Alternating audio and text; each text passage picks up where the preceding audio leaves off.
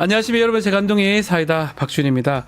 자, 12.3 내란 관련해서 노상원 수첩이 지금 나왔습니다. 충격을 주고 있는데 문재인 전 대통령, 이준석 의원, 유시민 작가, 정치인뿐만 아니라 법조인들, 종교계 인사 한 500여 명을 수거 대상으로 기재를 해놓고, 또 그리고 수거하는 방법으로 간첩으로 몰아서 아니면 북쪽으로 보내서 등등의 아주 구체적인 내용들의 수첩이 나와서 충격을 주고 있습니다. 정말 실행을 하려고 했을까요? 비선 노상원이기 때문에 구체성이 좀 있다고 보고, 이 부분도 좀 더 밝혀져야 될 부분이라고 생각이 듭니다. 자, 오늘도 시원하고 재밌는 소식들로 여러분 함께 하겠습니다. 생방송 중 댓글 참여 많이 부탁드리고요. 박지훈의 뉴스 인사이다 지금 바로 시작하겠습니다.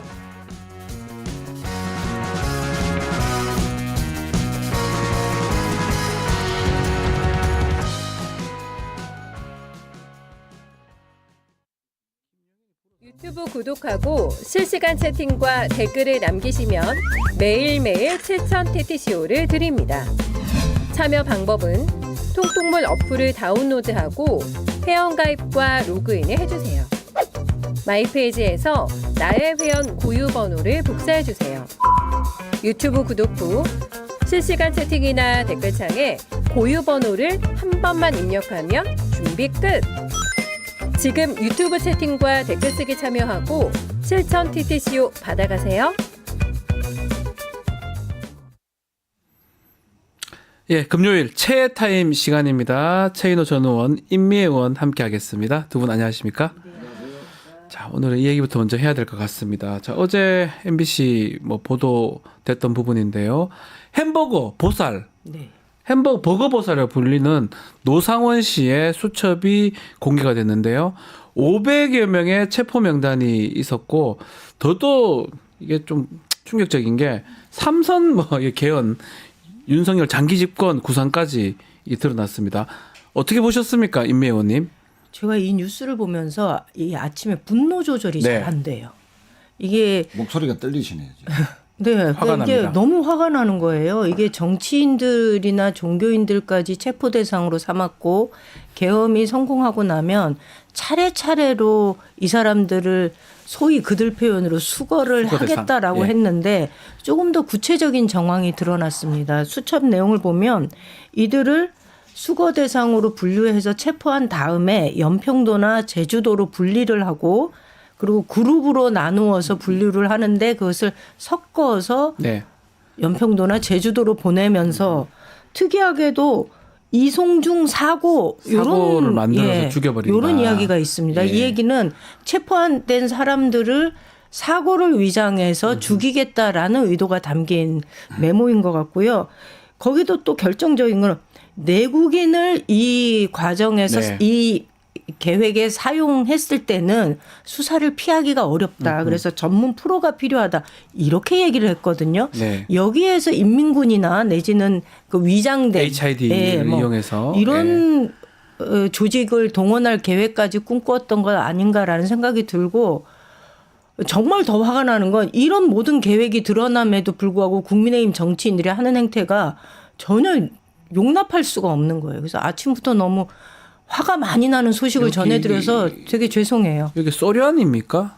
스탈린의 소련 말이 안 됩니다, 같은 느낌이 이게. 들잖아요. KGB는 이런 일을 할 수 있다라고 얘기하는데 무서워요. 근데 구체적이기도 하고 약간은 본인이 더 과장해서 했을 가능성. 어쨌든 간에 그 내용이 있다면 이 내용들은 그 내란에 준할 만큼 더 충격적인 내용 같거든요. 그렇습니다. 이게 삼선 장기 집권 떠오르는 인물이 박정희 대통령, 박정희잖아요. 삼선 개헌, 또 비상입법기구 설치, 국회 무력화시키고 해산시키고 부정선거 구실로, 그래서 비상입법기구를 만들어서 개헌하고 연임하고 장기 집권하고 총통을 꿈꾸고, 수용소 이러니까 또 히틀러. 아우슈비츠 그 수용소 이런 것까지 생각나는데, 그 김용현이 가장 애독했던 책이 히틀러의 나의 투쟁이라고 알려져 있습니다.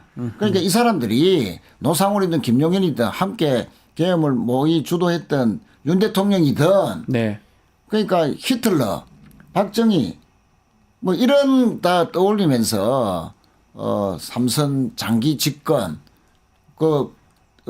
걸림돌 되는 모든 사람들 제거 그냥 제거가 아니고 폭사시키겠다는 그런 거. 거잖아요. 뭐 예. 수용소에 가둬서 뭐 하여튼 이런 정말 상상하기도 힘든 일들이 있었지 않았냐 하는 의혹들이 다 지금 노상훈 수첩에 담겨 있었다. 저는 이게 정말로 모든 국민들이 알아야 된다고 생각합니다. 지금 탄핵 반대 집회에 나오시는 분들요.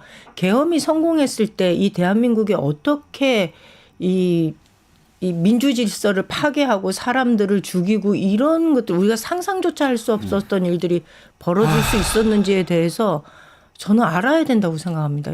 이거는 사실은 뭐 가정적이긴 하지만 만약에 계엄이 성공됐으면 이 수첩대로 갔을 거 아닙니까? 아니면 가지요, 당연히. 최소한 뭐 이 수첩 비슷하게 진행이 됐을 거 아닙니까? 이 내용들을 국민의힘 정치인들은 뭐 오늘 이제 어제 밤에 나왔으니까 이제 논란이 될 것 같긴 한데 국민의힘 정치인들은 아직까지도 탄핵이나 이거에 반대하고 계엄이 어쩌고 저쩌고 얘기하는 모습이 좀 더 놀랍거든요.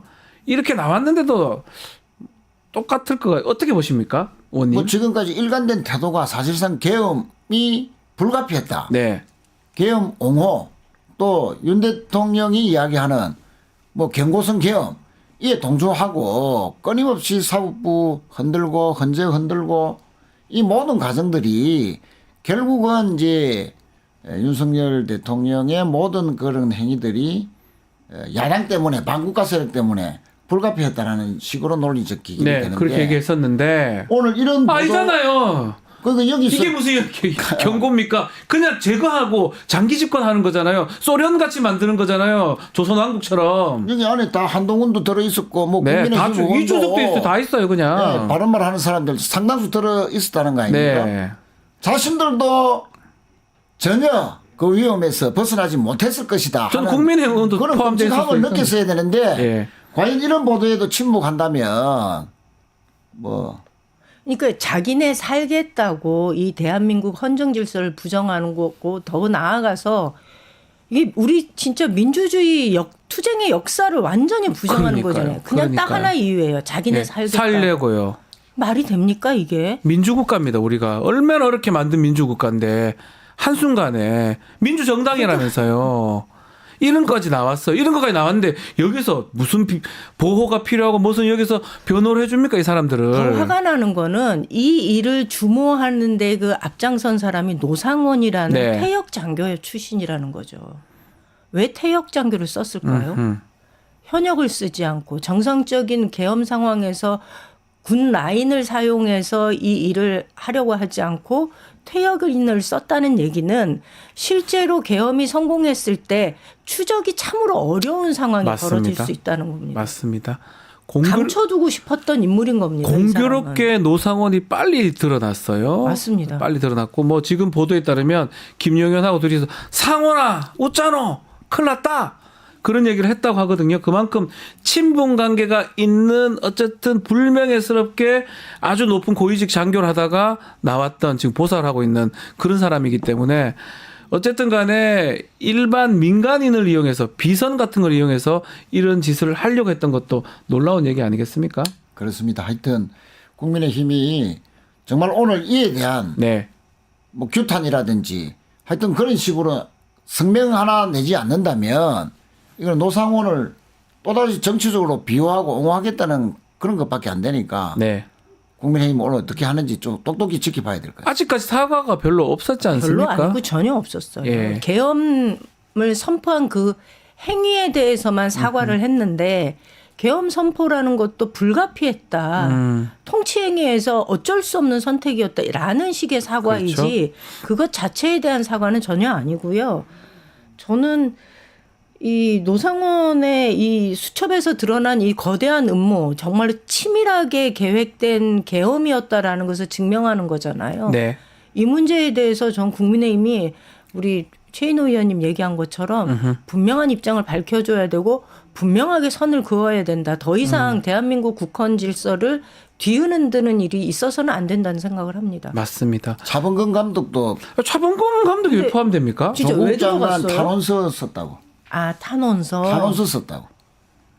그리고 그 판사 유상훈 판사, 그 영장 기각을 했습니다. 예, 이재명 영장 대표. 기각이요. 판사, 예. 그러니까 축구 감독, 판사, 뭐 종교 인사들 종교인, 다 연예인들까지 포함됩니다. 일부 포함해서 모든 국민들을 다 대상으로 삼은 노상원의 수첩. 정말 아마 현대에서 이런 정도의 물론 뭐, 수첩안이 모의 계획이지만 정말 이런 게 지금 대한민국에서 벌어질 수 있었다라는 너무 놀랍습니다. 것이 너무 놀랍. 끔찍스럽습니다. 이거 뭐 이런 얘기 하면 안 맞죠? 박정희도 이렇게 못해요. 못하죠. 예. 전두환이가 이렇게 했겠습니까? 더한 짓을 하려고 했던 사람들 같아요. 그러니까 깜짝 이 놀랐습니다. 검찰에서 과연 이런 부분들이 제대로 수사가 하고 있는지 네.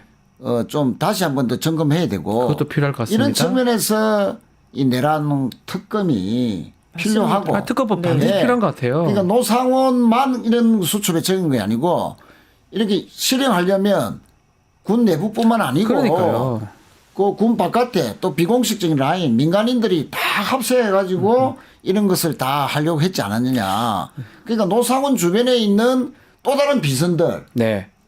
뿌리 깊은 이런 그 계엄 모의 세력들 또 10년 20년간 잠복해 있다가 또 이 때를 노렸던 이런 세력들이 있었다면은 발본색원해야 됩니다. 지금 우리 댓글에 킬링필드 얘기를 하시는데 사실은 우스갯소리가 진짜 그런 거거든요. 맞습니다. 킬링필드 같아요. 그렇게 꼬다 모아서 죽이는 게 킬링필드 아니었습니까? 맞습니다.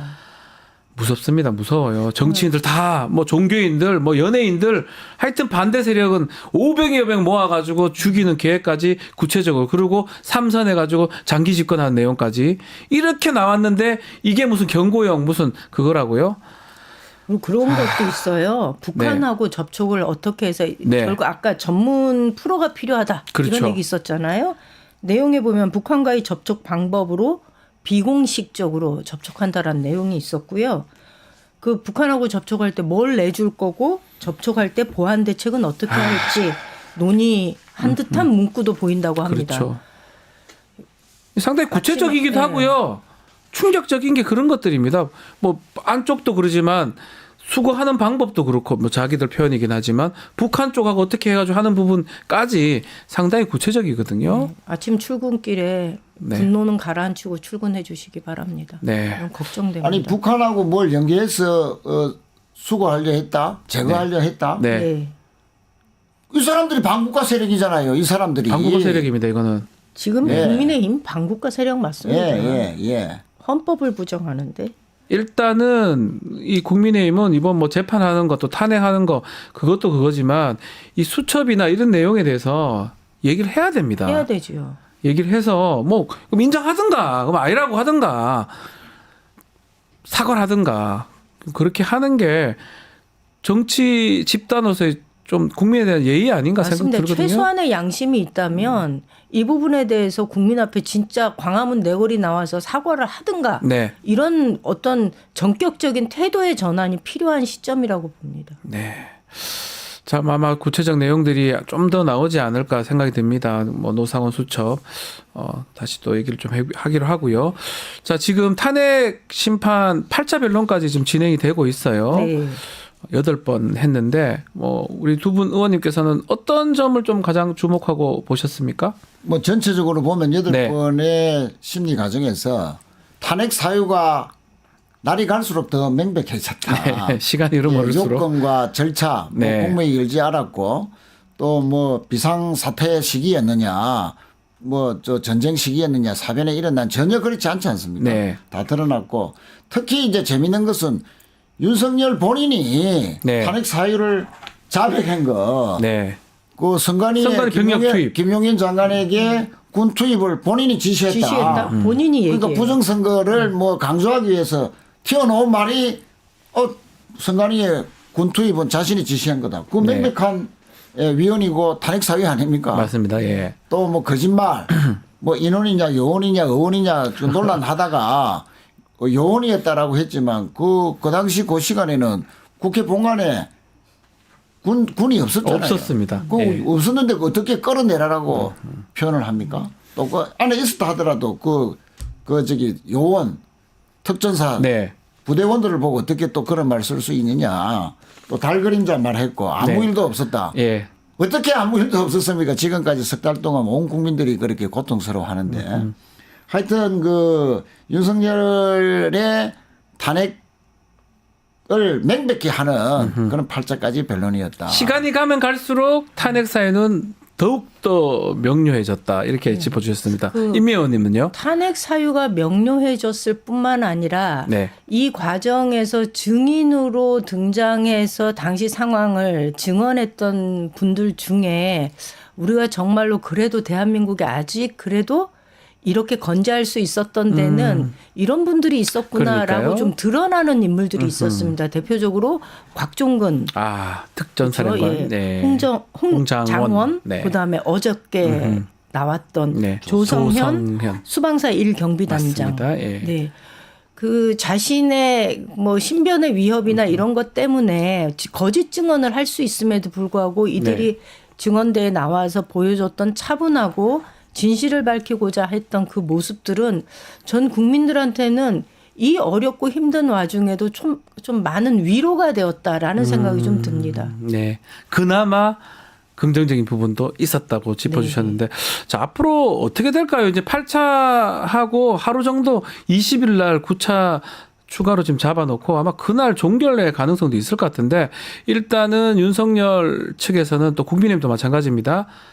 아주 심리가 부족하다, 부실하다 이런 주장을 하거든요. 어떻게 진행될까요? 아니 뭐 탄핵 사유가 온 국민들이 보는 가운데에서 네. 군이 국회에 침탈하는 과정을 다 지켜봤지 않습니까? 그러니까요. 그만한 증거가 어디 있습니까? 박근혜 탄핵 때는 그래도 국정농단이기 때문에 어떤 비선이 최순실 네.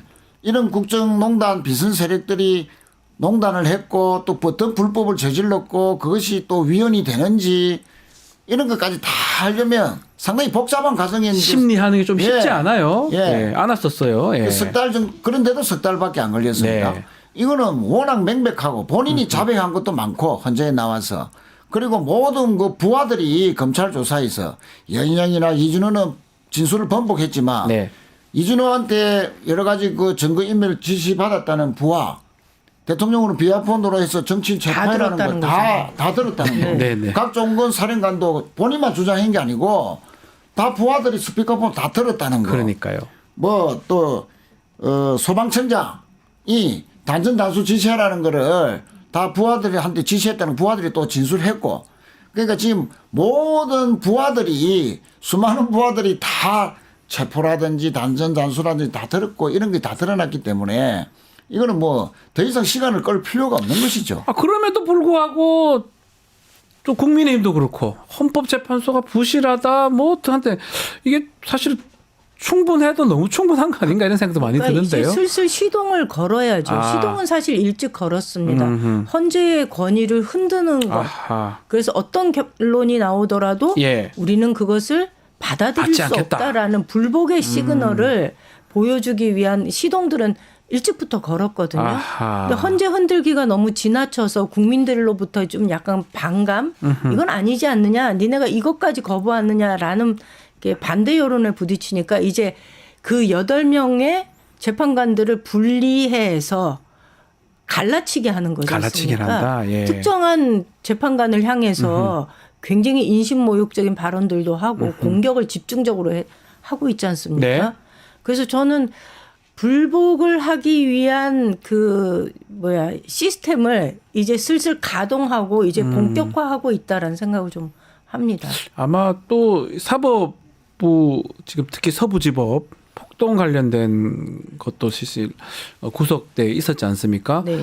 이런 어떤 선고의 직전에 이렇게 하는 거는 폭동을 좀 부추기는 거 아닌가 이런 얘기도 있는 것 같습니다. 그렇습니다. 지금 극우 세력들한테. 헌재 습격한다는 모의하다가 예. 지금 발각이 돼서 한 명이 구속까지 당했고요. 네네. 또 이와 관련된 여러 가지 하여튼 그 언론하는 정황들이 각종 SNS에서 지금 포착이 되고 있거든요. 네. 실제 뭐 승복할 수 없다.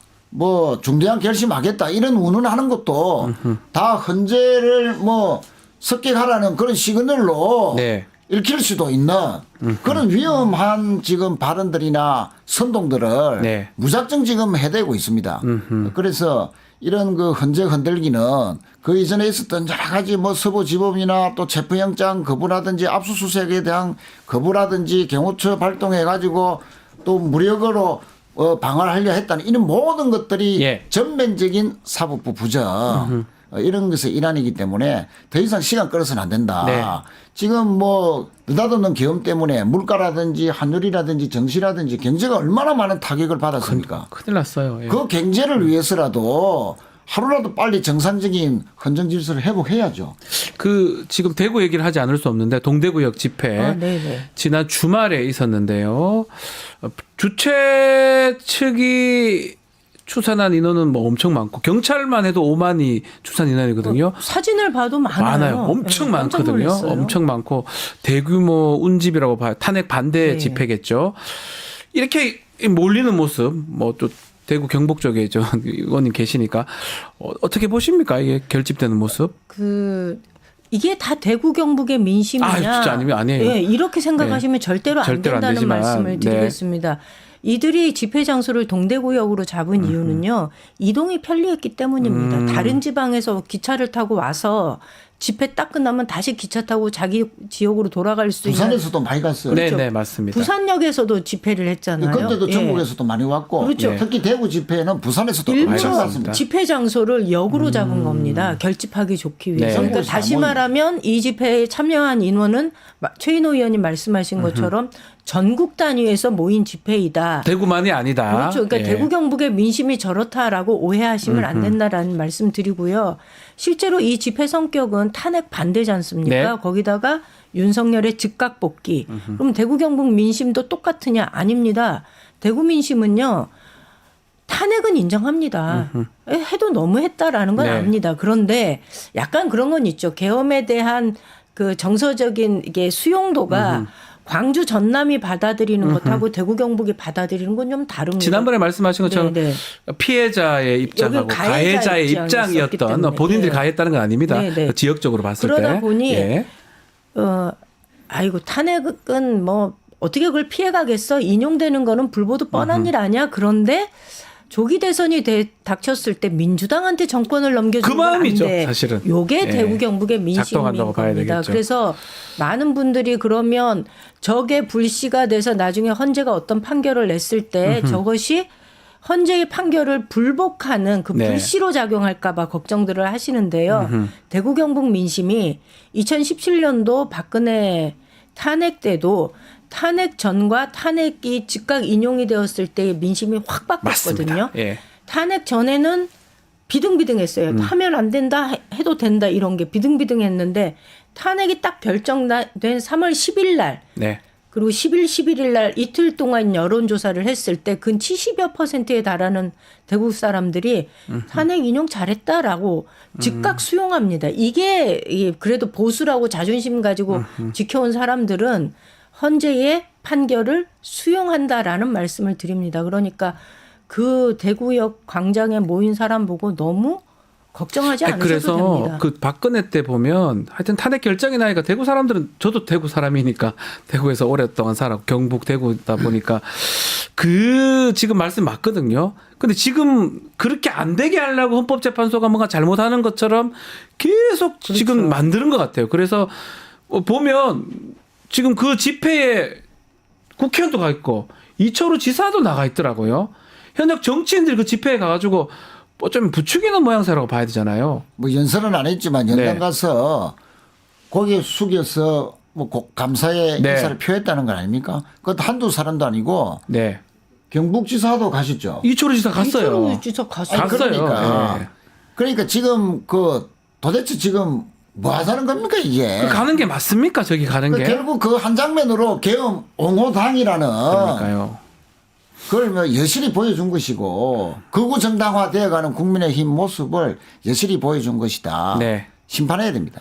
그거 공무원 정치 중립 의무를 위반한 것 아니냐라고 하고 예. 저희가 당에서 한번 검토를 하고 아하, 있는 걸로 알고 그 정도로? 있습니다. 예. 근데 평소에 대구 경북에서 홍준표 시장하고 이철우 지사의 정치적 갈등을 이해하고 있었던 분들이라면 홍준표가 갈 수 없는 집회에 이철우가 가서 왔어요? 갈 수밖에 없었던 이유를 다들 짐작하실 겁니다.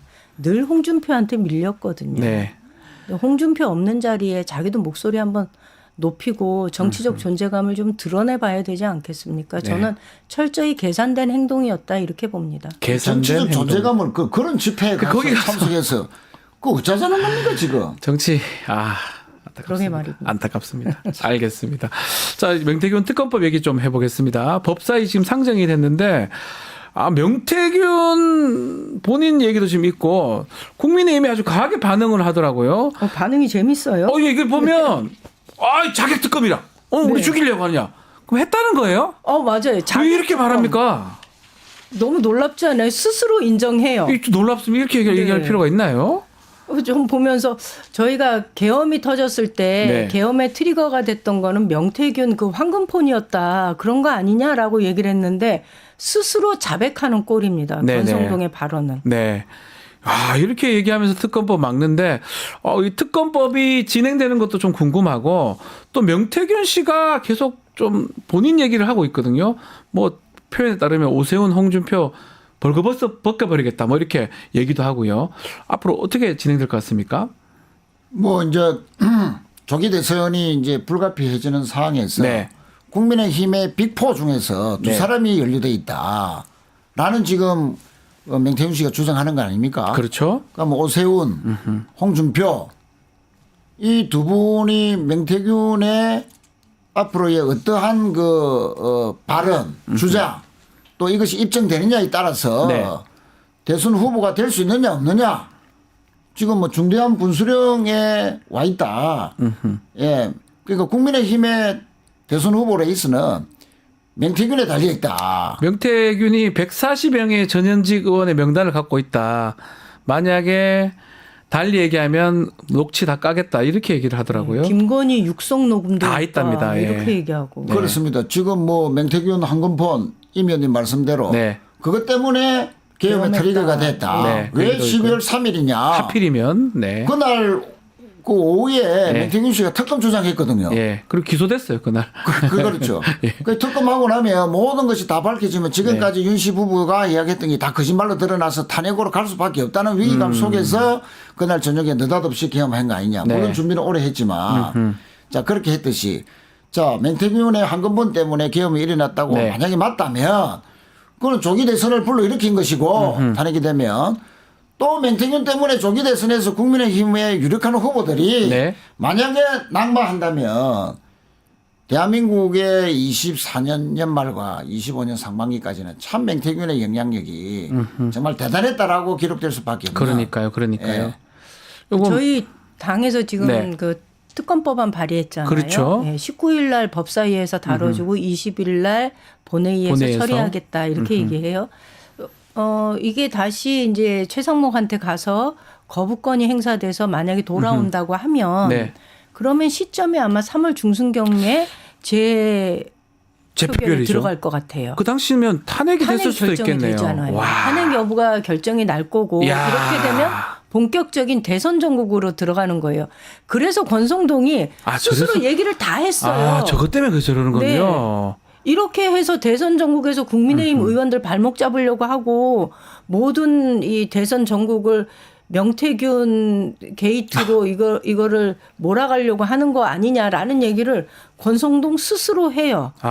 얼마나 이게 그렇게 되면 발목 잡혔으면 200이 될 이런 수도 일을 있겠어요. 왜냐하면 그렇죠. 그때는 대선 국면 한동훈이 어떻게 움직이느냐. 이게 김문수도 있잖아요. 그렇죠. 슬슬 몸풀지 않겠습니까? 두 사람은 관계 없습니다. 김문수랑 한동훈은 명태균하고. 그렇죠. 그래서 지금 결국은 국민의힘의 대선 후보 경선이 네. 김문수 대 한동훈의 대결로 압축될 것이다. 가능성도. 라는 전망도 지금 나오고 있죠. 명태균이 지금 있기 때문에 하나 마지막으로 좀 짚어볼 만한 게 박형준 부산시장 얘기도 사실 나왔었어요. 쭉 나올 것 같았는데 이 계엄 난리가 나는 바람에 계엄이 터지면서 더 보도는 안 되고 있었거든요. 뭐 부산에 또 계시니까 어떻게 보고 계십니까, 의원님? 계엄 때문에 박 시장이 명태균 게이트 연루 여부가 상당히 이제 죽었죠. 네. 언론 보도가 날 듯 하다가 나다가 말았어요. 나다가 말아버렸습니다. 네. 그런데 이제 지난달에 강혜경 씨가 언론에 박형준 시장도 보궐선거 21년, 22년 또 부산시장 선거 때 총 7차례의 비공개 여론조사를 했다라고 이제 밝혔는데 이에 대해서 박 시장이 발끈하면서 바로 고소를 했습니다. 네. 그 여론조사 기간도 모르고 맹통인지 전혀 모른다. 뭐 거짓이다는 뭐 이런 걸로 했는데 물론 수사 결과를 지켜봐야 되겠지만 만약에 강행인 씨는 정말 뭐 검찰에 조사 받아봐라 자료 제출했다라고 하면서 맞다는 식으로 계속 주장을 하는데 네. 그것이 맞다면 7차례 여론조사 비공개를 왜 했는지 그러니까요. 또 그 여론조사 결과가 공천에 특히 보궐선거 때 공천에 어떤 영향을 미쳤는지 네. 또 비공개 여론조사라도 비용을 지불해야 됩니다. 그러면 비용을 얼마나 지불했는지 또 누가 지불했는지 네. 대남한 거 아니냐 예. 라는 그런 의혹이 일고 있기 때문에 네. 박 시장이 이에 대해서 검찰 수사나 경찰 수사 받기 전에 네. 시민들이나 국민들이 알고 싶어 하기 때문에 한 번 더 명백하게 공개적으로 입장을 밝혀야 된다라고 생각합니다. 패턴은 똑같아요. 대선에도 저렇게 했어요. 비공개 여론조사 주고 돈 안 받고 해주고 다 공직선거법 아니면 정치자금 위반입니다. 또 서울시장 선거도 그렇게 했다고 명태균 주장하고 명태균들은 또 명태균은 증거들 다 갖고 있어 녹음 자료. 그러면 부산시장에 했겠냐 안 했겠냐 이런 맥락 아니겠습니까? 그렇습니다. 그렇죠. 그러니까 네. 오세훈과 윤석열의 여론조사 방식을 네. 그대로 썼다라는 얘기를 하거든요. 그러니까요. 강혜경 씨가. 예. 근데 그 강혜경 씨 고소할 때 박형준 시장이 했던 말이 있어요. 자신은 정치를 정직함과 뭐로 해가 무기로 삼아서 했다 이러는데 참 그걸 보면 정직함이라는 단어가 울고 갈 일이다라는 생각이 좀 듭니다. 알겠습니다. 자, 오늘 하여튼 그 의혹 박 시장이 빨리 밝혀야 된다. 일단은 본인이 얘기해야 본인 된다. 스스로 밝혔어. 예. 왜 못 피해 연관이 없는 나간다. 건지 예. 강행희 씨 왜 그래 주장하는지 왜 고소했는지 최인호 의원님 이거 끝까지 좀 물고 좀 물고 늘어주십시오. 늘어주십시오. 말씀을 계속 하셔야 될 것 같습니다. 책임지세요. 자꾸 물어주십시오. 그럼 제가 네. 질문 드려보겠습니다. 알겠습니다. 자, 오늘 최애 타임은 여기까지 하겠습니다. 최인호 임미애 의원과 함께했습니다. 두 분 말씀 감사합니다. 네, 감사합니다.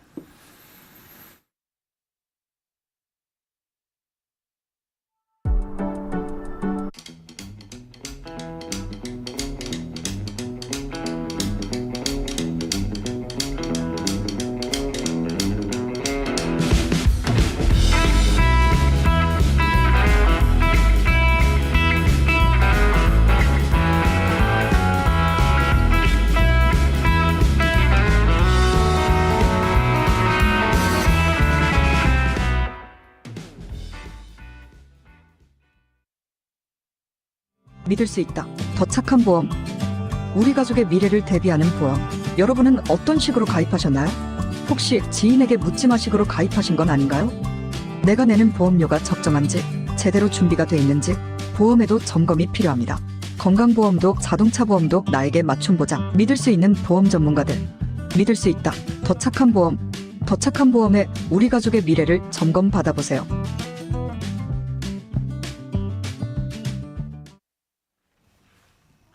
배배촉 배상훈 프로파일러와 함께 한 주간 관심을 끌었던 이슈 사건에 대해서 심층적으로 분석해 보겠습니다. 안녕하십니까? 안녕하세요. 네. 자, 뭐 많은 사건들도 있지만 좀 내란이나 계엄 얘기 또 특히 경찰 관련된 얘기를 좀 질문을 좀 드려봐야 될 것 같습니다. 최근에 박현수 서울경찰청장 직무대리가 공식 업무를 지금 취임하면서 했는데요. 경찰 안팎에서 문제 제기가 계속 이어지는 것 같아요. 일단은 치안 정감이라고 합니다. 아마 치안 정감 이게 또 일본식 표현 같은데 맞아요.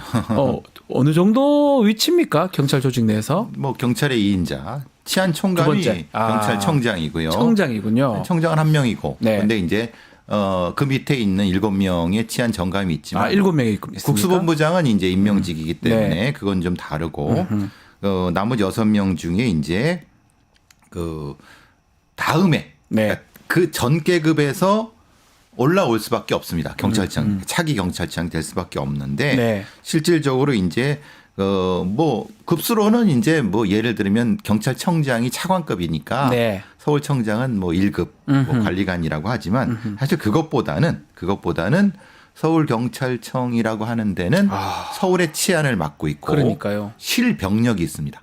기동단. 실제로 이제 우리 그 뭐 용산에서 네. 관저에서 뭐 이렇게 형사들 사실은 그걸 다 지휘할 수 있습니다. 실제적으로. 사실 뭐 급수를 떠나가지고 보유하고 있는 인력이라든지 지휘할 수 있는 인력이라든지 돈이 어마어마하네요. 그렇죠. 서울 다 하니까 수사 인력, 경비 인력 해서 어마어마하네요. 서울의 그러니까 오죽했으면 그런 얘기를 합니다. 네. 사실은 경찰청장보다 서울청장이 더 힘이 세다는 생각이 있습니다. 왜냐하면 수도 치안을 할 때 예전에는 청와대 대통령실에서 경찰청장 패스하고 예. 서울청장과 직복 음흠. 해서 왜냐하면 서울청장실 그 밑에 뭐가 있는지 아세요?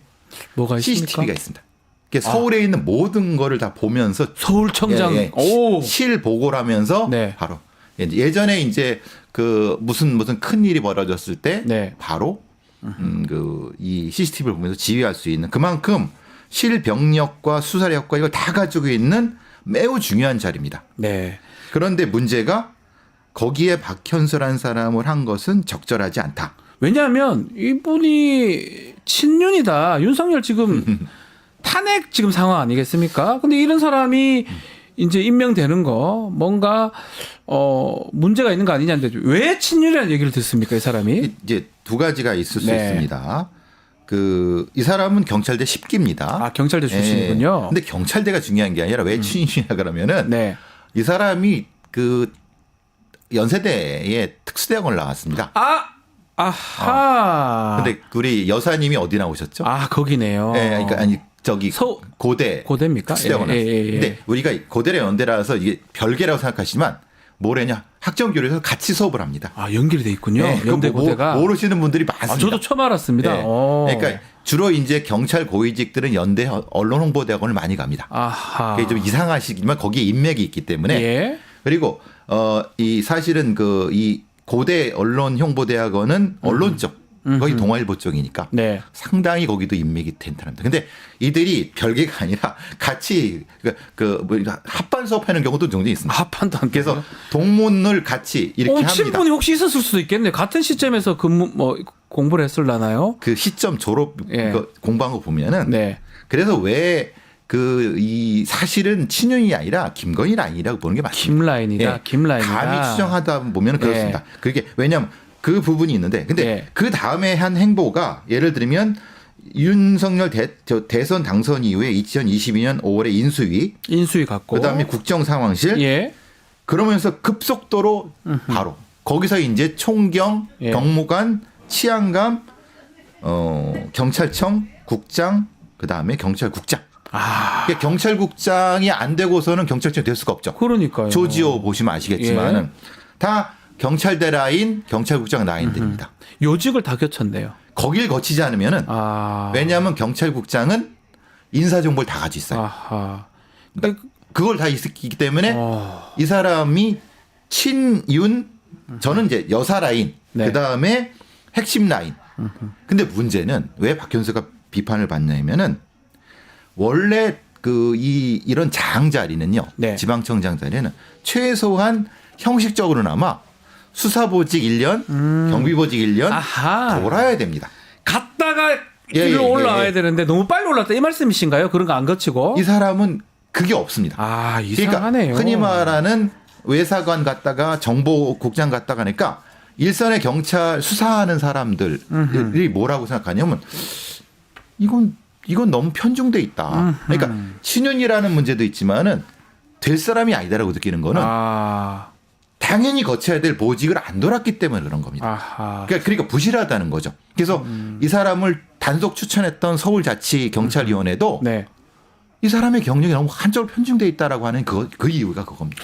그러면 말씀대로 이게 지금 내부에서는 뭔가 안 맞게 빨리 진급하고 네. 이게 보직 따라 올라가는 방법들이 통상 있잖아요. 네, 조직마다. 쭉 돌아서 가야 될 곳이 있죠. 그것도 지금 안 맞다는 거 아닌 봤을 겁니다. 때는 김건희의 라인일 수 있고 거기에다가 어떤 충성에 대한 보훈을 하는 거고 더 문제는 지금 김건희, 윤석열 지금 탄핵 상황인데 또 저 사람이 임명되는 거 그거 자체가 더 문제 아니냐 이렇게 보는 것 같아요. 실제로 우리가 국수본이라는 데가 수사본부지만 실병력이 없습니다. 네, 수사 네, 왜냐하면 서울 경찰청장이 허수아비 같지만 네. 실병력을 가지고 있어요. 즉 말하자면 국수본에 있는 형사들 네.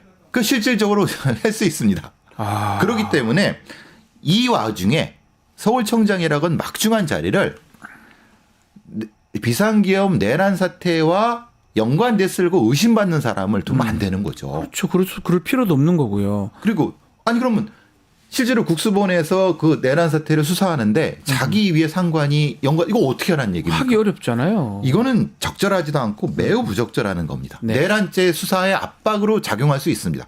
자기 상관을 수사하라고 하는 거잖아요. 네. 그럼 그 국수본의 형사들 서울청 형사들이 할 수 있겠습니까? 많이 부담스러워하죠. 남재현 신임 경찰국장 여기에 대해서 동기입니다. 박현수랑 식기 동기입니다. 그렇습니다. 그러니까 같은 충청권 라인에 아. 그리고 사실은 제가 뭐 말씀 못 드리지만 네. 어쨌든 같이 쌍둥이라고 하는 얘기도 있습니다. 쌍둥이라고요? 예, 둘을 쌍둥이 하는 소위 말하는 올라가는 게 우리가 그렇구나. 이렇게 표현한 건데 샴 쌍둥이라고 아시나요? 예, 알고. 그런 얘기도 듣고 몸은 있습니다. 하나인데. 예. 그래서 그 정도로 그러니까 둘을 경찰국장과 서울청 박은 것은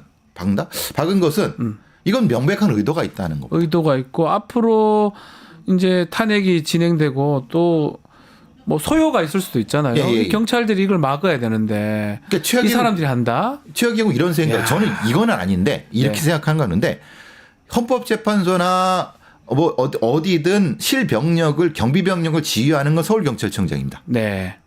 그럼 적게 투입하면 어떻게 되죠? 그러니까요. 서부지법에 또 떨렸잖아요. 그래서 사실은. 그래서 헌법재판소가 제가 위험하다고 뭐 하는 거는 이건 뭐 이렇게 공포를 주려고 한 게 예. 아니라 그냥 가능성, 추측성. 이런 예. 사람들이 그걸 지휘하니까 어떤 돌발 사태가 있는지 모른다는 그러니까요. 거예요. 그래서 이런 사람은 여기 있다 하면 안 되는 건데도 이렇게 해서 누가 했는지 좀 소상하게 행안위에서 밝혀봐야 된다. 왜 하필 이 사람을 예, 예. 이 두 사람을 진급을 시켜서 예, 예. 했는지. 자, 오늘 지금 임광재 씨라고 아십니까? 네. 알아요? 아니 뭐 이름 들어본 것 같은데 그러니까 임광재 씨가 뭐 팬분 같은데 예, 우리 배상훈 교수님 화이팅 그러면서 예. 저 깜짝 놀랐습니다. 저희가 이 뭐 아침에 이렇게 뉴스 시사 이렇게 보도를 하다 보니까 이런 슈퍼챗 같은 게 이제 안 오는데 아마 교수님을 엄청 좋아하시는 분이 아니었나. 그래서 졸렸는데 빨간 슈퍼챗 때문에 잠이 확 달아났다고 로또님께서도 말씀을 주셨습니다. 임광재님 감사드립니다. 배상훈 교수님 화이팅 이렇게 글을 주셨습니다. 아유 깜짝 놀랐습니다. 자, 하여튼 인사도 문제가 되고 경찰 얘기 또 한 번 더 좀 더 짚어봐야 될 것 같습니다. 백혜령 경정 이야기인데요. 몇 달 전에도 뭐 백혜령 경정 얘기를 했습니다. 이게 마약 사건 관련된 거 안 아시는 분들 알 겁니다. 백혜령 경정하고 또 배프님도 잘 아시는 것 같은데 어떤 분이십니까 이분? 그러니까 진짜 밑바닥부터 형사만 한 분입니다. 밑바닥이면 순경 출신이세요? 그렇죠. 네. 그래서 아주 거기서 잔뼈가 굵은 베테랑 형사고 이런 분들이 많이 없습니다.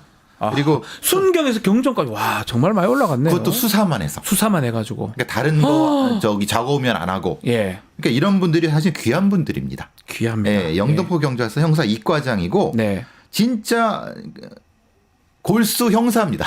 하하. 그러니까 다른 쪽에 뭐 이런 거에 신경 안 쓰는. 근데 문제는 뭐 며칠 전에 PD수첩 MBC이 나온 것처럼 세관 마약 수사를 그냥 FM대로 했는데 원칙대로 했는데 근데 문제는 그 공보규칙 위반 징계받고 검찰과의 마찰을 이유로 경고를 해갖고 형사만 했던 사람을 지구대장을 쫓겨났어요. 하고 지구대장 가 있더라고요. 네. 강서구에. 이게 뭐 하는 짓이냐. 그러니까 아니 경찰의 수사 역량을 올려야 될 판에 네. 진짜 수사할 사람을 지구대장으로 가서 뭐 하라는 얘기냐. 네. 근데 핵심이 그게 이제 말하면 흔히 말하는 관세청장. 그 마약 사건. 예. 2023년도에 있었던 마약 사건. 그리고 조병록 경무관. 네.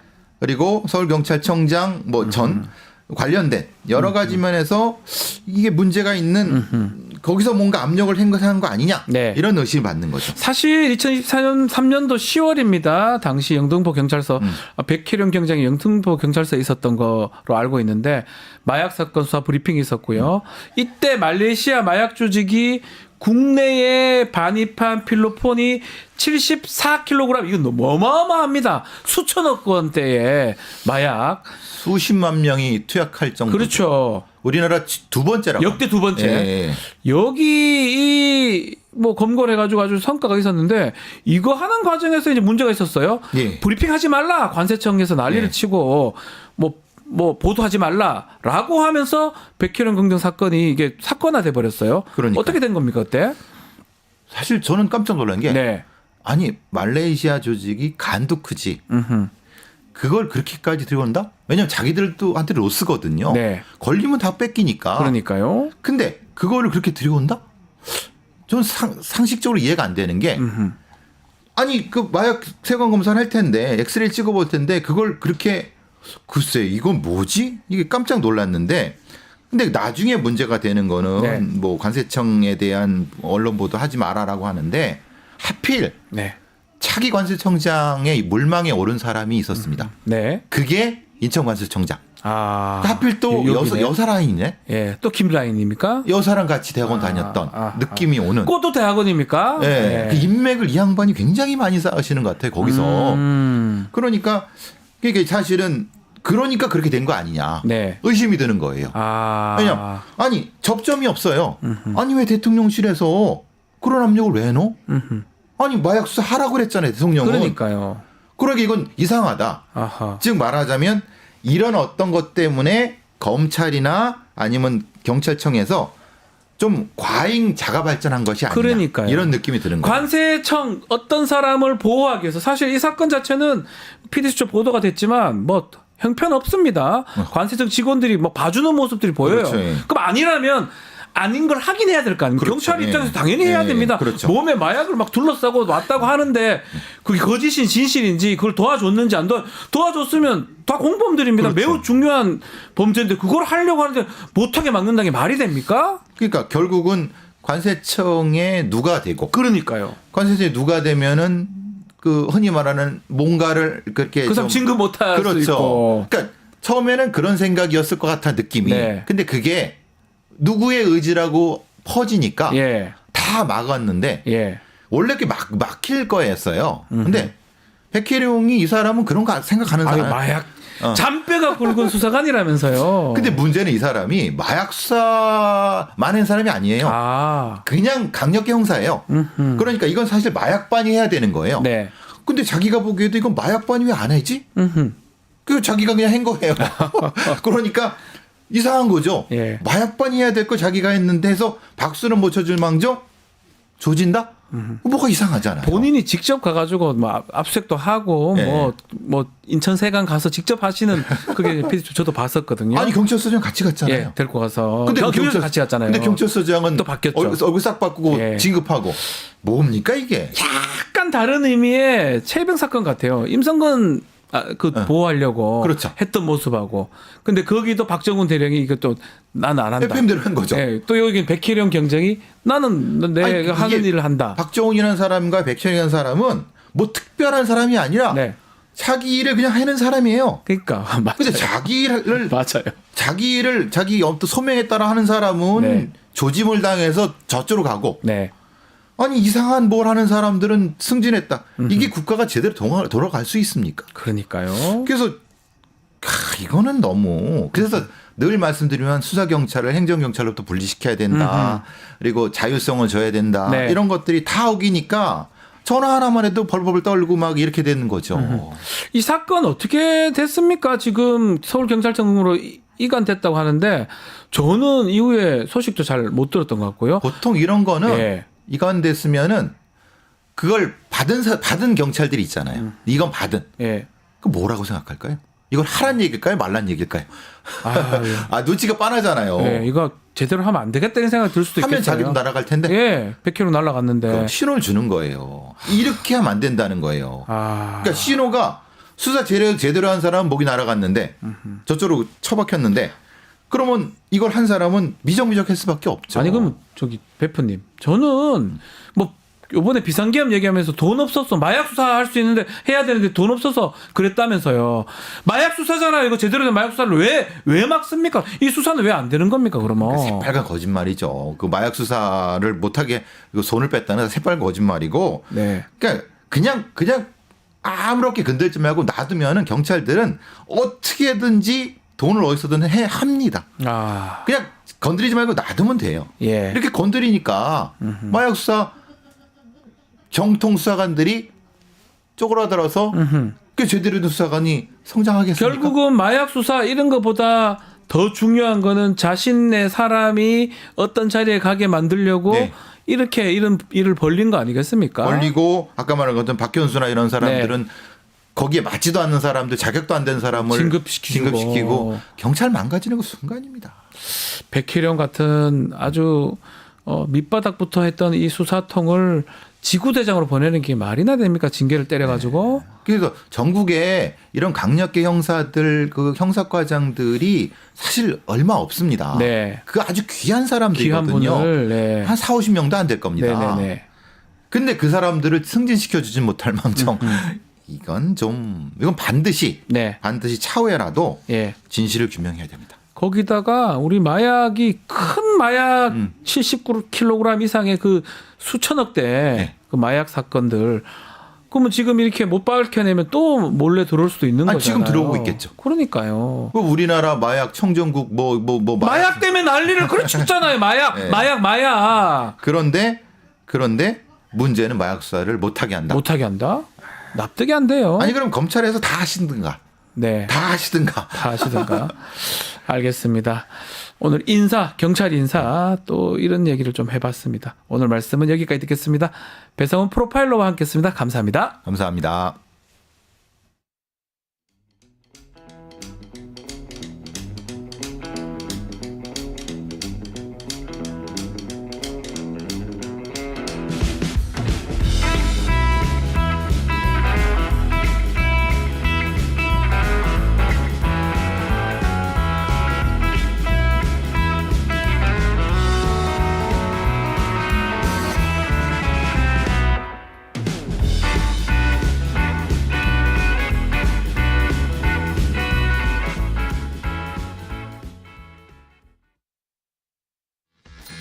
돈버는 퀴즈쇼 증권 통판.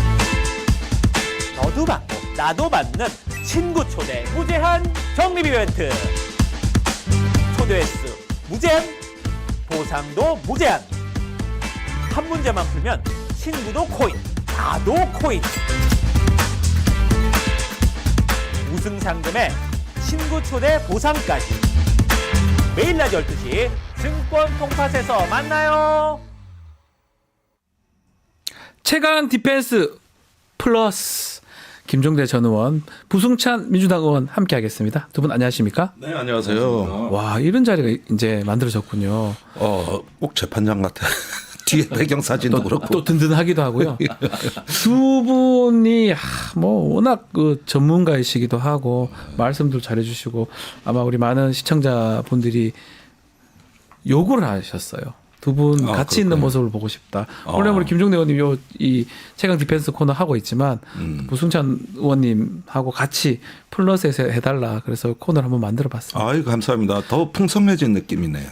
완전성이 높아지고. 두 분은 이렇게 또 친하시죠 원래 같이 일도 많이 하시고 든든하십니까? 어떻습니까? 여기 하시는 거 보면. 그러니까 이번에 이제 내란 계엄 사태 때 부승찬 의원의 스타일을 보니까 밸런서 균형자 같다. 균형자. 한쪽에서는 이제 폭로 전문가들이 있지 않습니까? 한쪽에는 해석의 전문가들이 맞습니다. 이 중간 사이에 중용을 지킨다는 게 대단히 어렵습니다. 네. 그런데 이제 그러면서 국방이 간사도 맡고 있으니까 균형자 역할을 잘 해냈다. 네. 그러니까 양쪽의 좋은 점만 이렇게 따먹는. 네. 따먹는. 그래서 후원금도 만땅 채우고. 약간 선배 정치인이잖아요. 앞 옆에서 계속 봤던데 어쩌면 좀 배웠던 겁니까 김종대 의원님한테? 뭘 배워요? 같이 한 거지. 의원님. 이제 전부 이게 사람에 대한 평가가 있잖아요. 예. 근데 제가 이제 정치를 하면서 가장 그 존경하는 사람 둘은 최재천하고 김종대 의원. 와, 대박이네요. 근데 왜냐하면 대박이네요. 예. 다들 뭐 이렇게 싫어하는 사람도 많거든요. 예. 싫어하는 사람도 많은데 정말 책을 많이 읽으세요. 두 분 다. 그건 확실합니다. 예, 저도 알고 책을 있습니다. 정말 많이 읽으시고 예.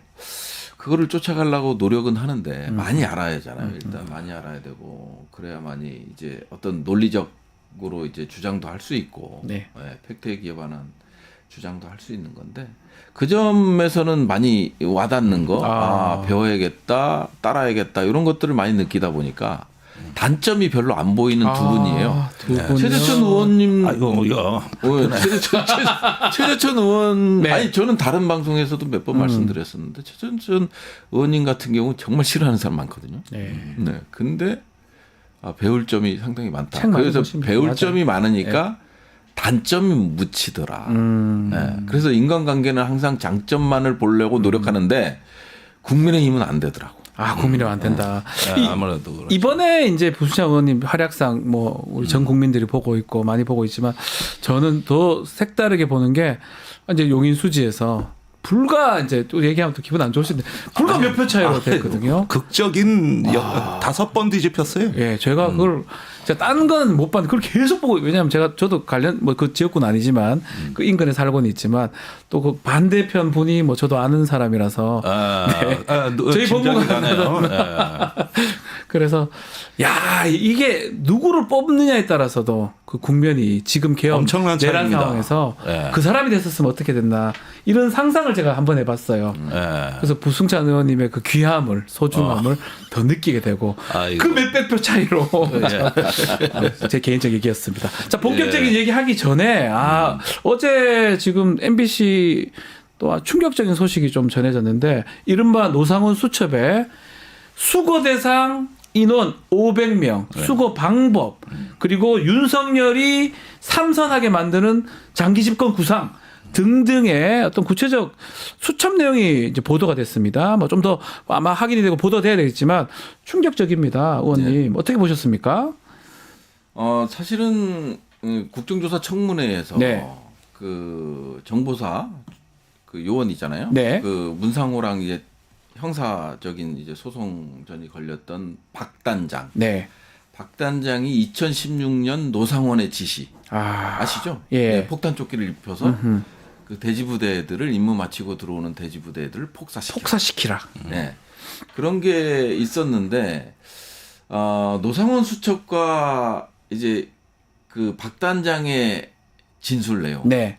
보면서 야 정말 영구집권을 꿈꿨구나 하는 걸 많이 느꼈습니다. 그리고 예. 완전히 500명이라 하면 문재인 네. 전 대통령부터 시작을 예. 해서 500명을 이제 폭사시킬 명단을 딱 만들어서 방법도 몇 번 있더라고요. 가다가 죽이고 스미도에서 내리고 내리고 보내서 네. 그 방법은 이제 폭발을 뭐 배에다 시한폭탄을 장착하고 원거리 리모트 컨트롤로는 안 되니 네. 시한폭탄을 장착해서 폭사시키는 방법. 네. 그다음에 이제 북한 접경 지역에서 북한이 한 것처럼 이제 사살하는 방법. 뭐 다양한 방법들이 다 기재돼 네. 있었죠. 예. 이게 현실성이 있는 겁니까? 어떻게 보십니까? 가능성? 아니, 물론 초현실적이고 비현실적인데 예. 그럼에도 불구하고 실제 실행으로 들어갔던 희미한 어떤 흔적이 나타났습니다. 흔적이 있습니까? 여기서는 이제 북한에 무엇을 줄 것인가라는 문장이 나옵니다. 네. 이건 북한을 접촉해서 북한이 수거해주는 이 거래를 시도한 겁니다. 예. 그래서 실제로 정보사령과 영관급 2명이 몽골로 갑니다. 북한 대사관을 접촉하러. 맞습니다. 그리고 이 사건이 지금 다시 재조명되고 있는 거예요. 그 걸리잖아요. 몽골에 가지고. 몽골에 가서 걸렸어요. 그러니까 문상호 정보사령관이 구하러 가. 와, 이것도 같이 연결돼 있을 것이라고 의원님 보시는 거네요. 이게 연결돼 있다는 게 정설이에요. 현재로서는 수사 당국에서도 굉장히 무게 있게 보는 사안입니다. 예. 그런데 여기까지 지금 수사가 미치질 못하고 노상원이 진술 거부를 해서 그러니까요. 안 되고 있는 거지만 우리가 이런 걸 봐야 돼요. 이렇게 뭐 아우슈비츠 같은 걸 만들려고 했다. 뭐 네. 폭사시키려고 하는 어떤 테러를 하려고 했다. 이러는데 윤석열 극렬 지지자들이 이런 데서도 그냥 이렇게 가스라이팅 당할 일이 아니라 그렇게 해서 북한하고 협력하려고 했다. 내통하려고 했다. 북한하고 협력하려고 했다. 네, 나는 이 부분을 직시하라고 권유하고 싶은 거예요. 예. 과거에는 폭파 조끼를 입혀가지고 특수임무 수행 요원들을 제거하라고 2016년에 했던 적도 있습니다. 예. 나라를 북한과 중국에 갖다 바치기 위해서 북한과 중국과 협력한다는 얘기 아닙니까? 그러니까요. 그러면 그건 좌파의 설계가 아니라 노상원의 설계란 말이에요. 예. 그러니까 이런 부분에서 지금까지 그 광장에서 헌법재판소 앞에서 윤석열 탄핵 기각을 외치는 극렬 지지층들이 네. 이 충격도 감당하실 수 있습니까? 북한하고 내통하고 거래하는 것까지. 안 되지 않습니까? 그분들 입장에서는. 그분들이야말로 이런 이적 행위에 가장 분노하셔야 될 분들 아니냐 이거예요.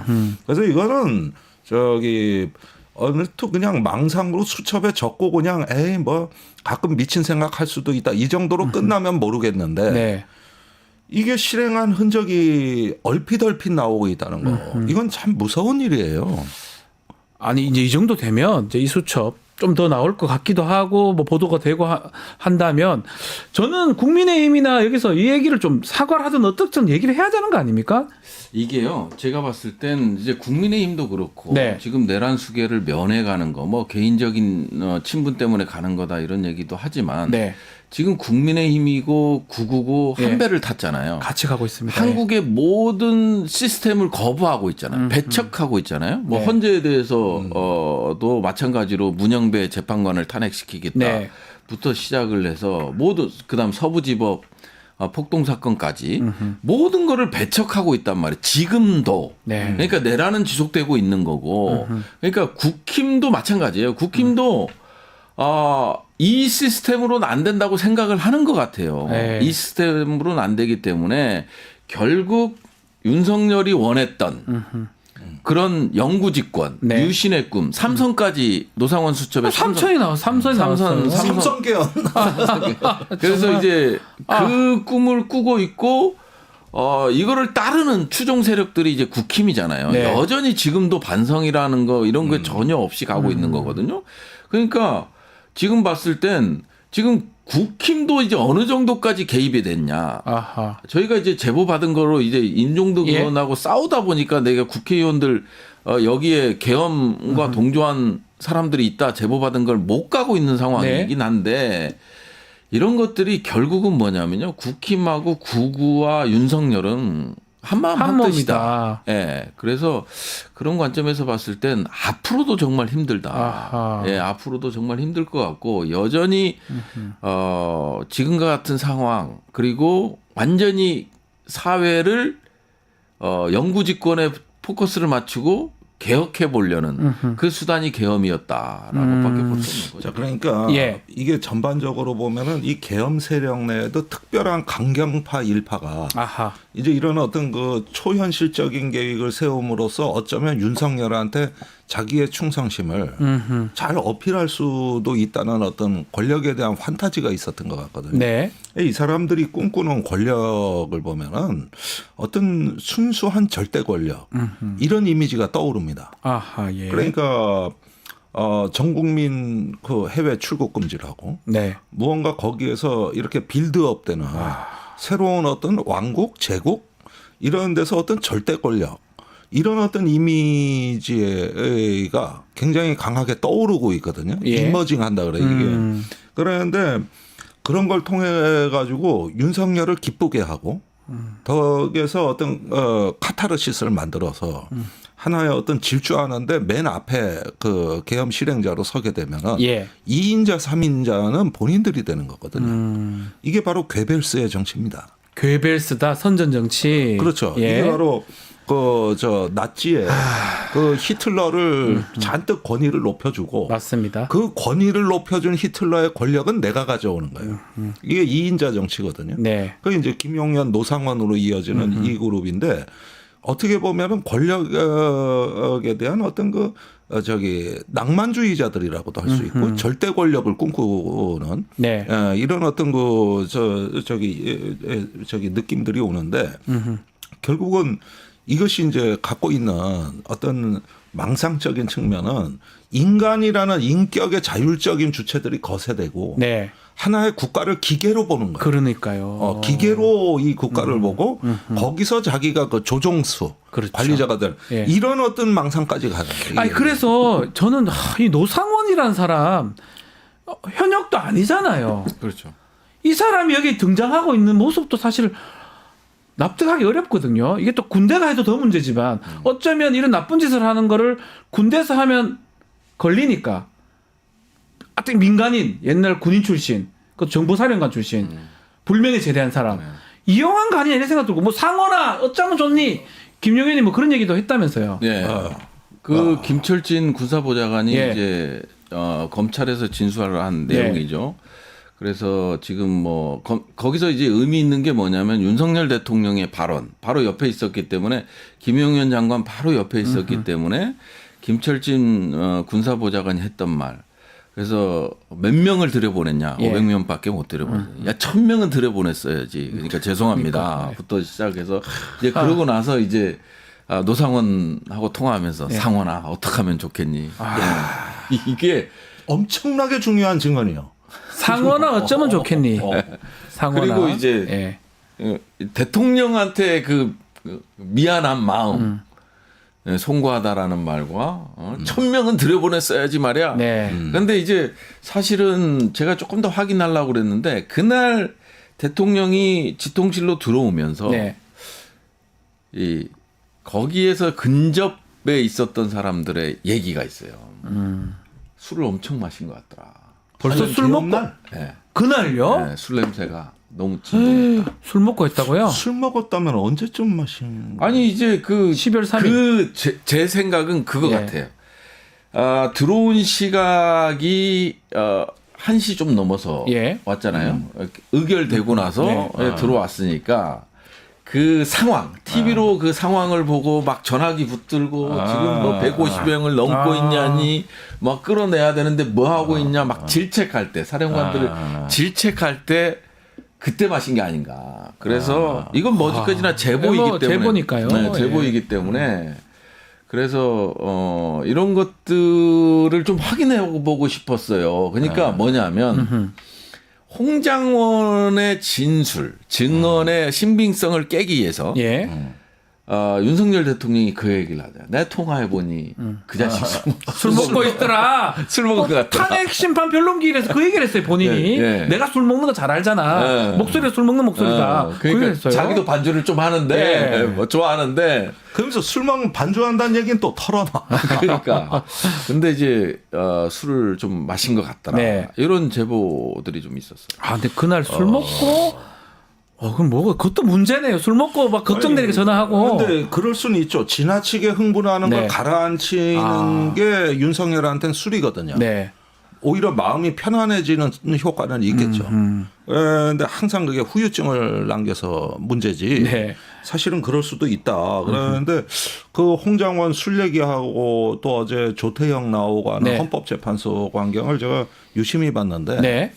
드디어 어제 윤석열이 와르르 무너지고 붕괴되는 듯한 느낌을 받았습니다. 어제 8차 변론기일이 있었는데 우리 의원님께서는 무너지는 모습을 보셨다고요? 어떤 장면입니까? 아니 그러니까 본인이 얘기하려고 해도 이제 재판부가 예. 안 받아주고 아. 그래서 직접 신문도 좌절이 되고 예. 거기에다가 그 저기 조태용이나 이런 자들한테 우리가 모르는 내상을 입고 있어요. 조태용은 철저히 혼자 살겠다는 주의자예요. 맞아요. 얼핏 보면 윤석열한테 도와주는 것 같지만 도움이 안 돼. 네. 그런 대표적인 인물이 신원식인데 신원식 보면 저 뭐 저렇게 지살길 우리는 그러는구나 그러는데 윤석열한테는 엄청난 상처입니다. 보십시오. 나는 개헌 반대했다. 그 비상조치 나는 국방주무장관으로서 반대한다는 걸 김용현을 통해 대통령한테 말씀드리라고 그랬다. 자기 혼자 멀쩡하고 자기 혼자 애국했다는 얘기로 들리는 겁니다 이게. 네. 그리고 윤 대통령은 개헌 못해서 안달이 난 또라이가 되잖아 이렇게 되면. 네. 그런 상황으로 보이죠. 인식이 그러니까 되죠. 이상하게 그 신원식, 조태용, 심지어 김용현까지도 네. 윤석열 입장에선 도움이 안 된다고 받아들였을 가능성이 높아요. 본인이 느끼기에 자신이 신청한 증인들이고 자기한테 유리한 답을 해줄 걸로 믿었는데. 근데 유리한다고 해주면서 네. 이상민도 마찬가지인데 네. 문건 존재했다는 거 다 다 얘기해버렸어요. 예.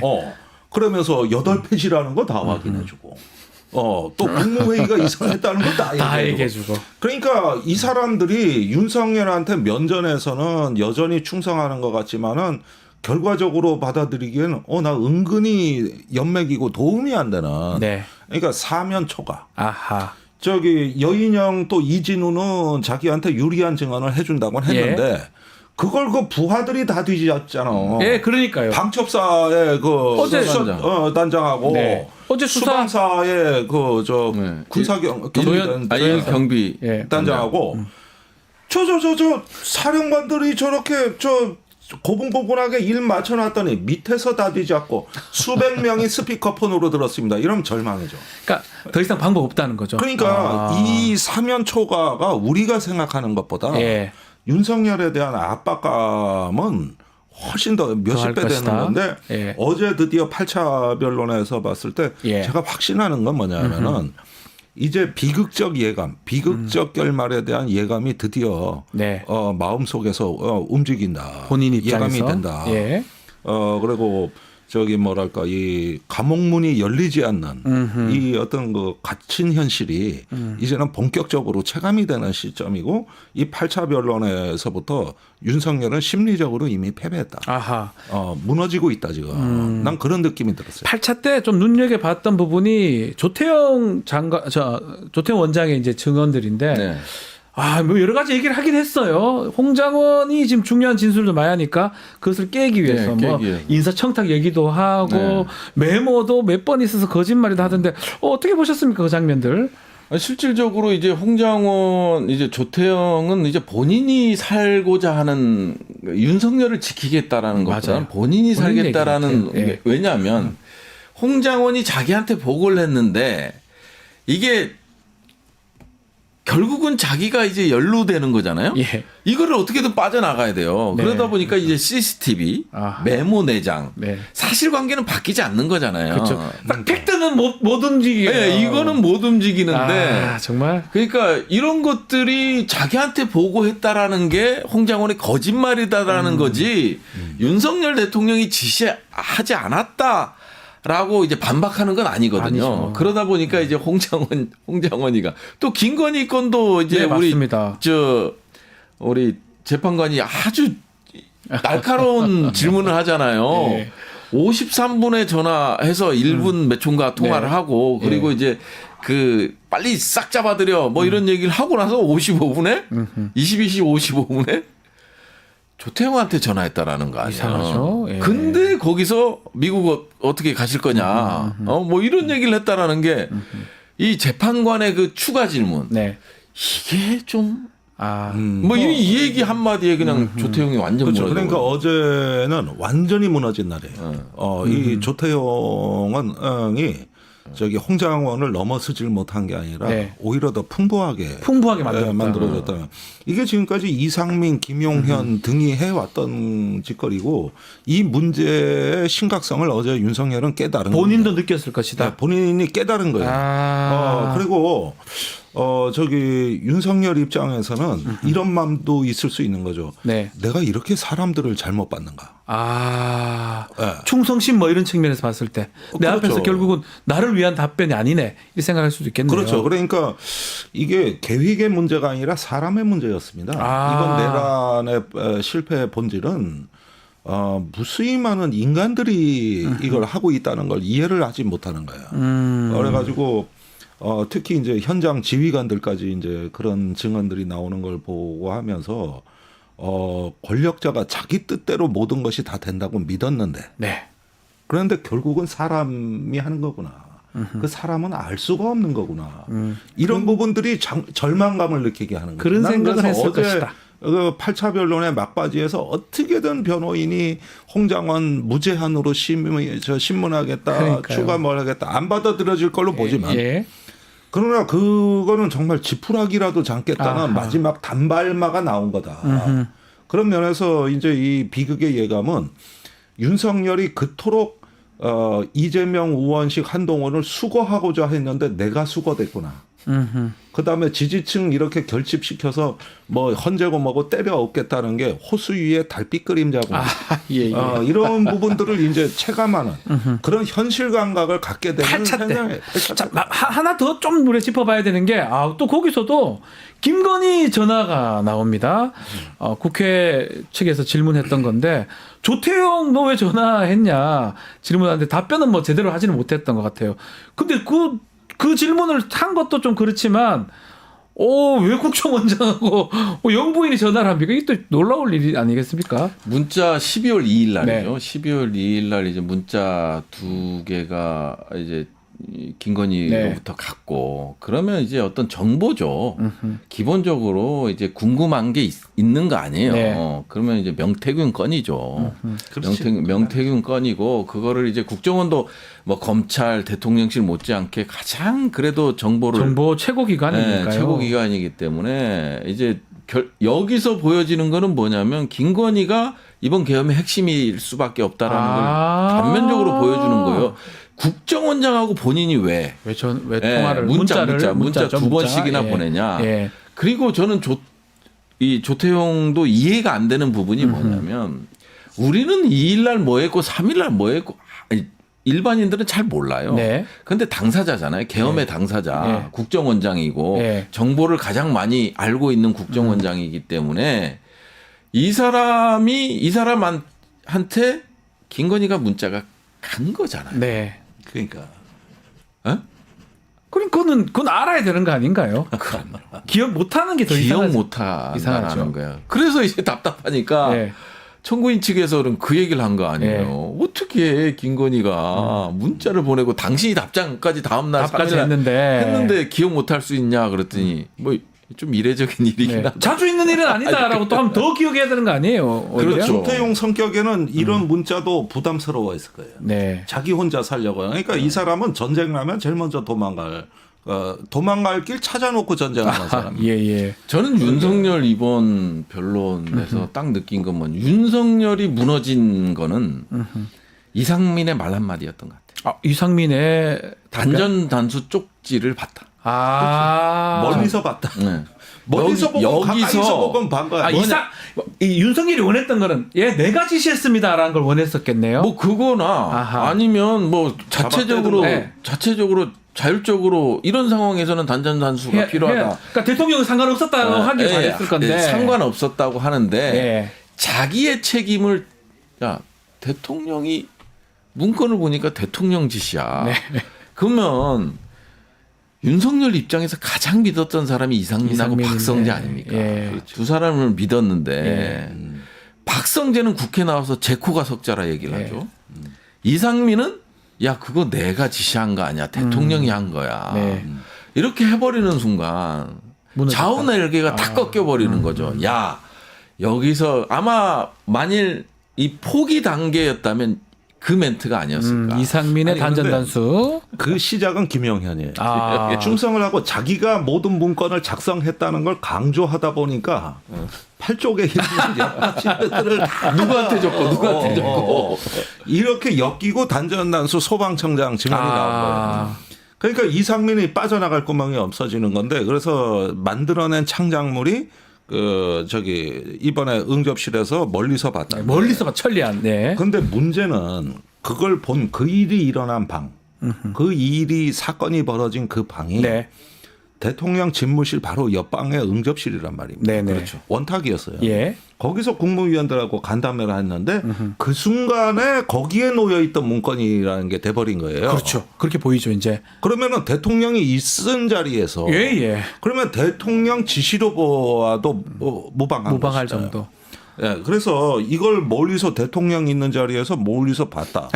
이 이야기는 대통령 지시라는 뜻이 되는 거거든요. 그러니까 최상목 땡도 대통령이 그거 참고하라 그랬다. 이 증언이 이제 나왔고 해서 조태영 외교부 장관도 나왔고 이렇게 되니까 본인이 피할 수 없는 데서 그 문건을 봤다. 거기에 단전 단수라고 적혀 있었다. 다 연결되네요, 결국. 그렇죠. 그러니까 이거는 윤석열 입장에서는 밑에서 장관들이 자기를 도우려고 저렇게 한다 그러지만은 은근히 연맥이는 아니, 자기가 살기 위해서 보면요, 참 이 제가 이제 국정조사 특위를 하면서 네. 느꼈던 것 중에, 야, 이 국무위원들과 이 수석들은 기본적으로 카드나 고스톱을 좋아하나? 아, 그 무슨 말입니까 그게? 아니 왜냐하면 이상민은 멀리서 봤다 잘 그러고. 보고요. 그 다음에 뭐 최상목이는 막 세 번째 이렇게 그거 하고 한덕수 국무총리는 뭐 알고 보니까 양복 뒷주머니에 누가 슬쩍 넣었다는 거잖아요. 이런 아. 것들 보면 야 이게 대통령이 했다고 직접적으로 얘기 못 하겠지만 네. 결국은 그런 그러니까요. 행위들이나 이 언어들이 결국 야, 나 안 했어. 대통령이 한 건데 나는 반대했기 때문에 보지도 안 했어. 네. 이거잖아요. 그러니까요. 예. 그러니까 말은 뭐 여러 가지 복잡하게 하지만 모든 손가락이 윤석열을 가리키는 그러니까요. 거예요. 달리 얘기하지만 결국은 윤석열인 거잖아요. 이렇게 가리키는 거예요. 예. 그래서 이게 이제 어제까지 해가지고 네. 지속적으로 무너져 왔다. 그러니까 이런 모습을 노출시키지 않으려고 머리까지 손질하고 간 거 아닙니까? 아. 그러니까 여전히 권위 카리스마를 유지하고 싶었던 것이죠. 근데 이게 이제 거의 막바지 단계에서 끊어지고 있는 거고요. 네. 그 다음에 그 이런 계엄 내에서도 설계한 일군의 강경파들이 네. 결국은 그 대통령을 기쁘게 하기 위해서 정적을 제거하고 수거하는 여기까지 이제 전모가 드러날 때 이후에 추후 과제가 분명해지는 겁니다. 네. 이 체포조 명단은 누가 작성했으며 누가 실행하라고 했느냐. 네. 물론 방첩사도 나오고 뭐 HID도 나오지만은 이걸 정말 한 자가 누구냐. 문건 작성자는 진짜 작성자는 누구냐. 이런 부분들이 나오면서 이 계엄이 네. 장기 집권을 위한 플랜의 일환이었느냐. 그러니까요. 아니면 단순히 적개심의 노예가 돼가지고 정적에 대한 복수극이었느냐. 이런 부분들 정작 중요한 문제들이 이 헌법재판에서 규명이 안 된 거예요. 네. 그게 앞으로의 과제가 과제다. 되고 지금 선명하게 보면요. 모아지는 거죠. 예, 의원님. 우리가 이제 또 하나 주목해서 봐야 될 점은 네. 뭐냐면 이 포고령 자체가 이제 노란 봉투에 들어 있었다고. 맞습니다. 대통령실. 근데 우리 수행 부관이 그걸 네. 모 소령이 그거를 진술을 또 해버리잖아요. 그러니까요. 이것도 참 놀라워요. 대통령실이라고 그러고 예. 그다음에 군사보좌관은 또 한술 더 떠서 뭐냐면 김용현은 화면 보호기 아무도 모를 것이다. 모두 작성한 걸 본 적이 없다. 본 적이 없다. 그러니까 이제 이거 두 사람의 이제 진술을 맞춰 보면 예. 또 다른 인물이 있는 거예요. 그러니까요. 이게 대통령실이 됐건 뭐가 됐건 또 다른 인물이 있는 거죠. 예. 그래서 우리는 지금 코끼리 뒷다리만 만지고 있는 수도 그럴 수도 있다는 거죠. 있는 예. 거예요. 보이는 지금 것만. 예. 보이는 것만 해서 이제 군, 예. 그다음에 대통령. 예. 나머지는 나는 그냥 멀리서 봤고 그냥 뭐 뒷주머니에 있었고 보니까 비아폰도 갖고 있더라고요. 이 정도예요. 근데 과연 이 실세들은 누구이며 노상원이 500명의 그 수거 대상자들을 선별했을 때 그냥 노상원이가 TV 보고 선별하지는 않았을 거고. 그럴 리도 없는 거잖아요. 그리고 이제 뭐 방첩사에서야 민간 영역에 대해서 뭐 박정훈 이제 영장 기각한 판사들 뭐 이런 사람 얘기도 하지만 방첩사도 결국은 군에 한정돼 있어요. 네. 그러면 군밖에 없죠. 일반인들은 언론인들, 일반인 군인들이 어떻게 일반인들을 모르잖아요, 잘. 그 사람들의 명단을 작성한 사람은 또 누구냐? 이런 것들부터 시작해서 정말 이게 지금까지 나온 거는 정말 빙산의 일각이다. 어쩌면 뭐 사실은 우리가 앞부분만 보고 있고 정말 중요한 부분을 놓치고 있다. 수첩 이걸 보면서 단순한 어떤 화풀이 계엄이 아닌 집권하기 위한 장기 집권하기 위한 그런 내란의 일종이 아니었나. 뭐 더 나가서 이제 비상대권을 넘어 통일대권, 네. 통일대통령론을 꿈꿨던 거 아닌가 이런 생각도 좀 듭니다. 그리고 이제 모든 국가의 지향점을 어떤 그 내치에서의 계엄으로 하나의 어떤 내부 정리를 한 다음에 그것에 그치지 않고 어떤 한반도 차원의 네. 예, 통일대권까지도 바라보는 이런 망상을 꿈꿨던 것이 아닌가. 네. 그리고 원래는 북한이 이제 저항을 못한다고 보고 어떤 급소 그 신경과 혈관의 그 어떤 동맥을 끊어놓으면 네. 북한은 곧 붕괴시킬 수도 있다는 이런 어떤 우파 특유의 망상도 있었던 것 같아요. 네. 그렇게 보면은 앞으로 이제 다음 질문은 그겁니다. 뭐죠? 그때 김건희는 무엇을 하고 있었는가 그러니까 궁금해요. 이거고. 그거 궁금해요. 네, 그것도 알고 그리고 싶습니다. 통일 대통령 얘기했으니까요. 이런 모든 예. 문제가 이 계엄이 새로운 어떤 국면으로 진입하는 첫 출발점은 네. 비화폰 통화 내역 확보입니다. 예. 비화폰과 그 송수신 메시지 이 서버를 일단 우리가 검증을 함으로써 예. 이 사람들 간의 어떤 그 그물망이 어떻게 형성이 된 건지. 그래서 저는 계속 심스러운 게 왜 김성훈을 뭐 납득할 수 없는 이유로 두 번이나 검찰에서 그 영장을 막습니까? 이해가 안 됩니다. 그러니까 이제 그거는 우리가 이제 합리적인 의심을 하는 건 그거죠. 뭐냐면 정성우 방첩사 1처장이 예. 했던 얘기, 검찰과 국정원이라는 워딩을 가지고 그 밑에야 실장들한테 지시한 거 아니에요? 선관위를 확보하면 네. 검찰과 국정원에서 와서 중요 임무를 담당할 거니 니네는 지원 임무만 하면 된다. 이 얘기를 한 게 있잖아요. 우선적으로 그렇죠. 있고 예. 그다음에 두 번째는 심우정이 직접 나서서 국방부 차관한테 전화를 해서 누구야? 그 김용현 비화폰 번호를 문의한 거. 그리고 이제 이진동이가 김용현하고 차장입니다. 통화한 거. 예. 그다음에 검찰 공소장에서는 행위자로서 어느 단어로도 검찰이 안 들어가 있습니다. 하나도 안 들었어. 다 빨리 뺐죠. 일부러 뺐죠. 예. 다 뺀 거죠. 그다음에 정성우가 검찰 수사받고 와서 조사받고 와서 말을 바꾼 거. 검찰에서 민간 수사기관으로 네. 말을 바꾼 거라든지 이런 것들이 지금 검찰로 향하고 있고 결정적으로 이제 김성훈을 왜 그냥 넘기면 되는데 법원으로 넘기면 되는데 2차 영장 청구 같은 경우는 일주일 동안 갖고 들고 있었잖아요. 예. 그건 뭐 잘 아시잖아요. 납득이 돼요? 안 됩니다. 전 전혀 납득이 안 됩니다. 안 되는 그런 일들을 검찰에서 들고 있다가 대검의 지휘를 받았겠죠. 야, 그냥 반려하거나 기각해. 기각해. 이게 받으니까 이제 담당 검사는 일주일 만에 이제 고민하다가 이걸 해야 되냐 말아야 되냐. 왜 대검에서는 이제 연락이 없냐. 하루 이틀 만에 다 이루어지는데 급박한 상황이니까 압수수색 같은 경우는. 아니 김성훈 체포 같은 경우는. 근데 그걸 일주일간 들고 있다가 기각을 하잖아요. 이런 것들이 결국은 검찰은 왜? 예. 비화폰 서버에 대해서 뭐가 나올 것을 두려워하고 있는가. 그 부분을 확인해 봐야 된다 이 말씀이시죠? 이 문턱을 넘질 않으면 이 계엄의 진짜 진상이 드러나지가 않아요. 지금은 겉보기밖에 없다. 속내는 그 부분이다. 비화폰 부분. 그렇죠. 지금까지는 윤석열 탄핵하고 형사 처리를 하는 여기에만 포커스를 맞추다 보니 이 정도 범죄만 갖고도 되거든. 예. 그러니까 헌법재판소도 대충 빨리빨리 요 정도 갖고도 되니까. 그런데 이 헌법재판의 그 핵심 가치 이 헌법재판의 주체는 누가 뭐래도 국민이고. 그렇죠. 또 여기에서 굉장히 그 어떤 역사적인 재판이 이루어지고 있다는 우리가 이 본질을 잠시 놓친 것 같고 그것보단 윤석열 심판에 일단 빨리 시동을 걸어서 이 사법 절차를 끝내고 국가의 안정을 회복하자.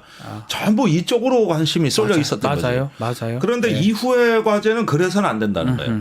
이거는 국가의 안정성과 민주주의 회복을 하는 문제는 이건 그대로 하더라도 진실을 심층까지 파헤쳐서 역사적 교훈을 얻기 위한 노력이 밀려서는 안 된다. 그런데 지금 보면 핵심 진상 과제는 지금 다 추후 과제지. 그러니까요. 어떤 것도 밝혀지지가 않았어요. 딱 막혀 있어요. 다 막혀 있는 겁니다. 그런데 지금 말씀하신 그 검찰과 그날 밤에 이루어진 윤석열이 검찰을 자기 수족이라고 생각하고 그렇죠. 이 계엄의 어떤 그 하나의 또 수단으로 활용하려고 한 흔적이 정말 없었느냐. 봐야 됩니다. 좀 지켜봐야 되고 그 부분이 확인이 안 되면 모든 게 확인된 게 아니다라고 말씀드리면서 그렇죠. 시간이 좀 많이 지나서 마치 너무 더 하고 싶은데 뭐 주어진 시간 이만큼이라서 자 최강 디펜스 플러스 오늘 여기까지만 하겠습니다. 김종대, 부승찬 두 분 의원과 함께했습니다. 감사합니다. 맞습니다. 자 뉴스토마토 구독자 이벤트 하나 소개해드리겠습니다. 지금 실시간 채팅창에 참여를 하시면 매일매일 2,000 통통 쿠폰 지급해드립니다. 2,000원 상당의 할인 쿠폰 지급해드리는데요.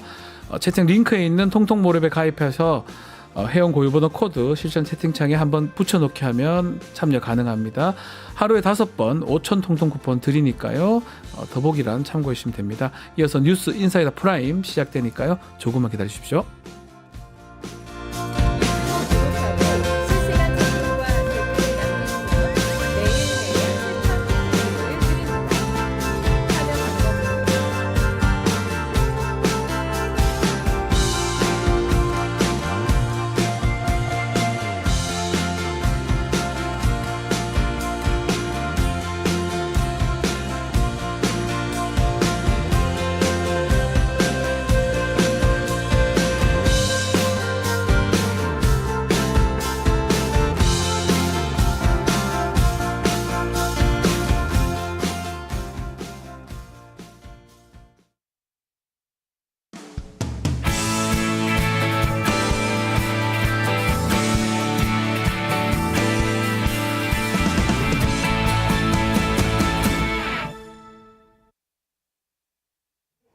한 발 더 들어가는 고품격 시사대담 뉴스 인사 프라임 시작하겠습니다. 매주 금요일은 세계와 K죠.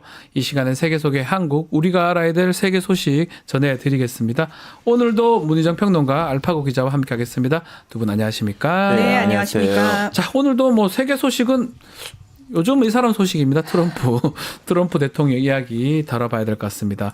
가자지구 개발선언, 야 이게 후폭풍이 계속되고 있는데 트럼프가 이 가자지구 주민들을 인근 아랍 국가로 보내고 이런 계획을 지금 하는 거거든요. 그렇죠. 특히 요르단 국왕이 조금 난감한 것 같습니다. 아유, 어떤 상황입니까? 자, 일단 트럼프가 취임하고 나서 네. 공식적인 정상회담이 제일 먼저 이제 만난 사람이 네타냐후 이스라엘 총리고요. 네. 두 번째가 이시바 시게루 일본 총리고요. 세 번째가 요르단이에요. 국왕이었어요. 국왕. 저기는 국왕입니다. 네, 예. 그렇습니다. 근데 하필이면 이 요르단 국왕을 만나기 전에 트럼프가 어떤 폭탄 발언을 했냐면은 네. 가자지구를 이제 미국이 소유해서 개발하겠다. 그리고 그럼 가자지구의 주민 230여만 명은 어떻게 할 것이냐. 인근 국가인 이집트와 요르단으로 이주시키겠다라는 폭탄을 던져놨지 않았습니까? 예.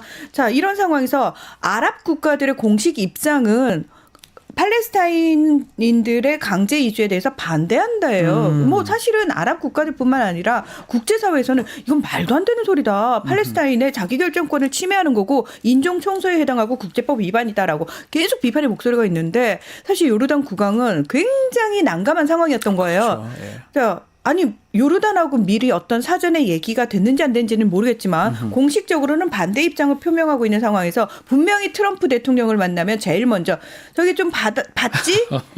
팔레스타인인들 좀 받지라는 받지? 얘기가 예. 분명히 나올 거거든요. 그러니까요. 근데 아니나 다를까 사실 우리가 원래 외교의 장에서는 굉장히 외교적 언사라고 해가지고 상대국을 직접적으로 저격하거나 부담을 줄 수 있는 그러니까요. 말들을 대놓고는 안 하는데 네. 거기서 유일하게 벗어난 사람이 트럼프 대통령이지 않습니까? 하고 싶은 말 다 하세요. 그분은. 그렇습니다. 네. 그러니까 대놓고 야 좀 받아라라고 얘기를 하니까 요르단 국왕 입장에서는 이거는 예 저희가 받겠습니다. 싫은데요라고도 할 수 없는 상황인 거죠. 이래도 못하고 저래도 못하고 가시방석이에요. 그래서. 그렇습니다. 그러면서 그나마 했던 말이 가자지구의 어린이 2,000명을 빨리 저희가 급하게 수용을 하겠습니다라고 얘기를 하니까 트럼프가 아니 내 말은 그게 아니야라고 얘기를 하는 거죠.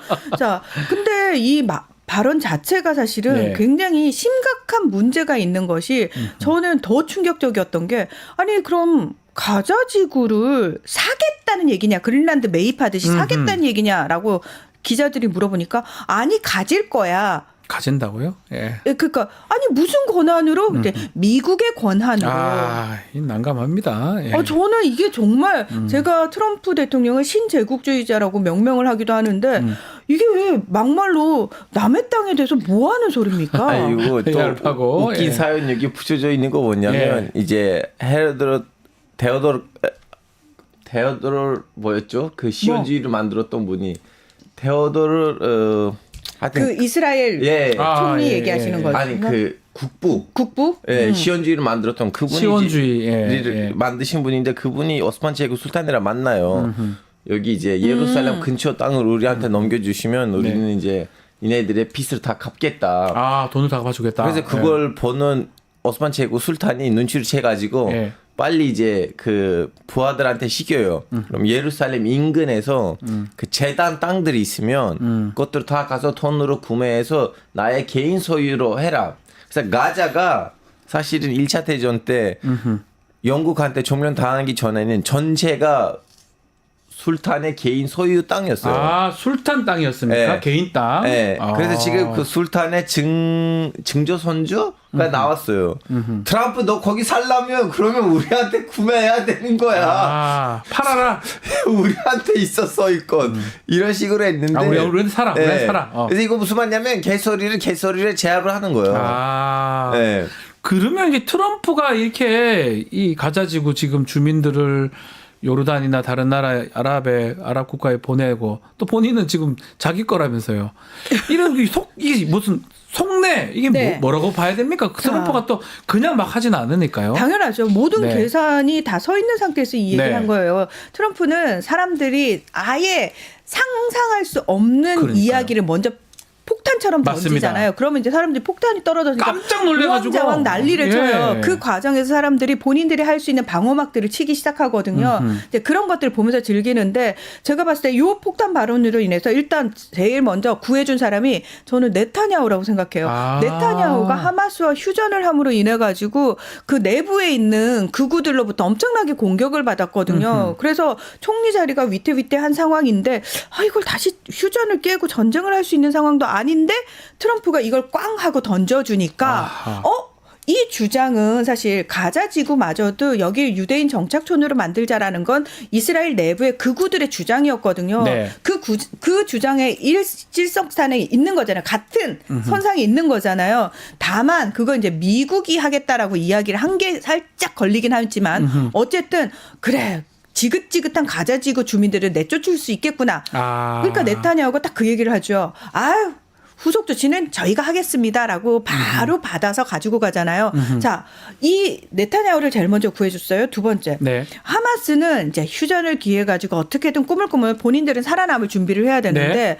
지금 당장 이 땅 자체가 없어질. 그러니까 본인들이 세력을 확장을 시키려면은 근거지가 있어야 되는데 근거지조차 빼앗길 상황이 생겨버렸잖아요. 그러니까요. 그러면 하마스도 나름대로 대응 방식을 구해야 돼요.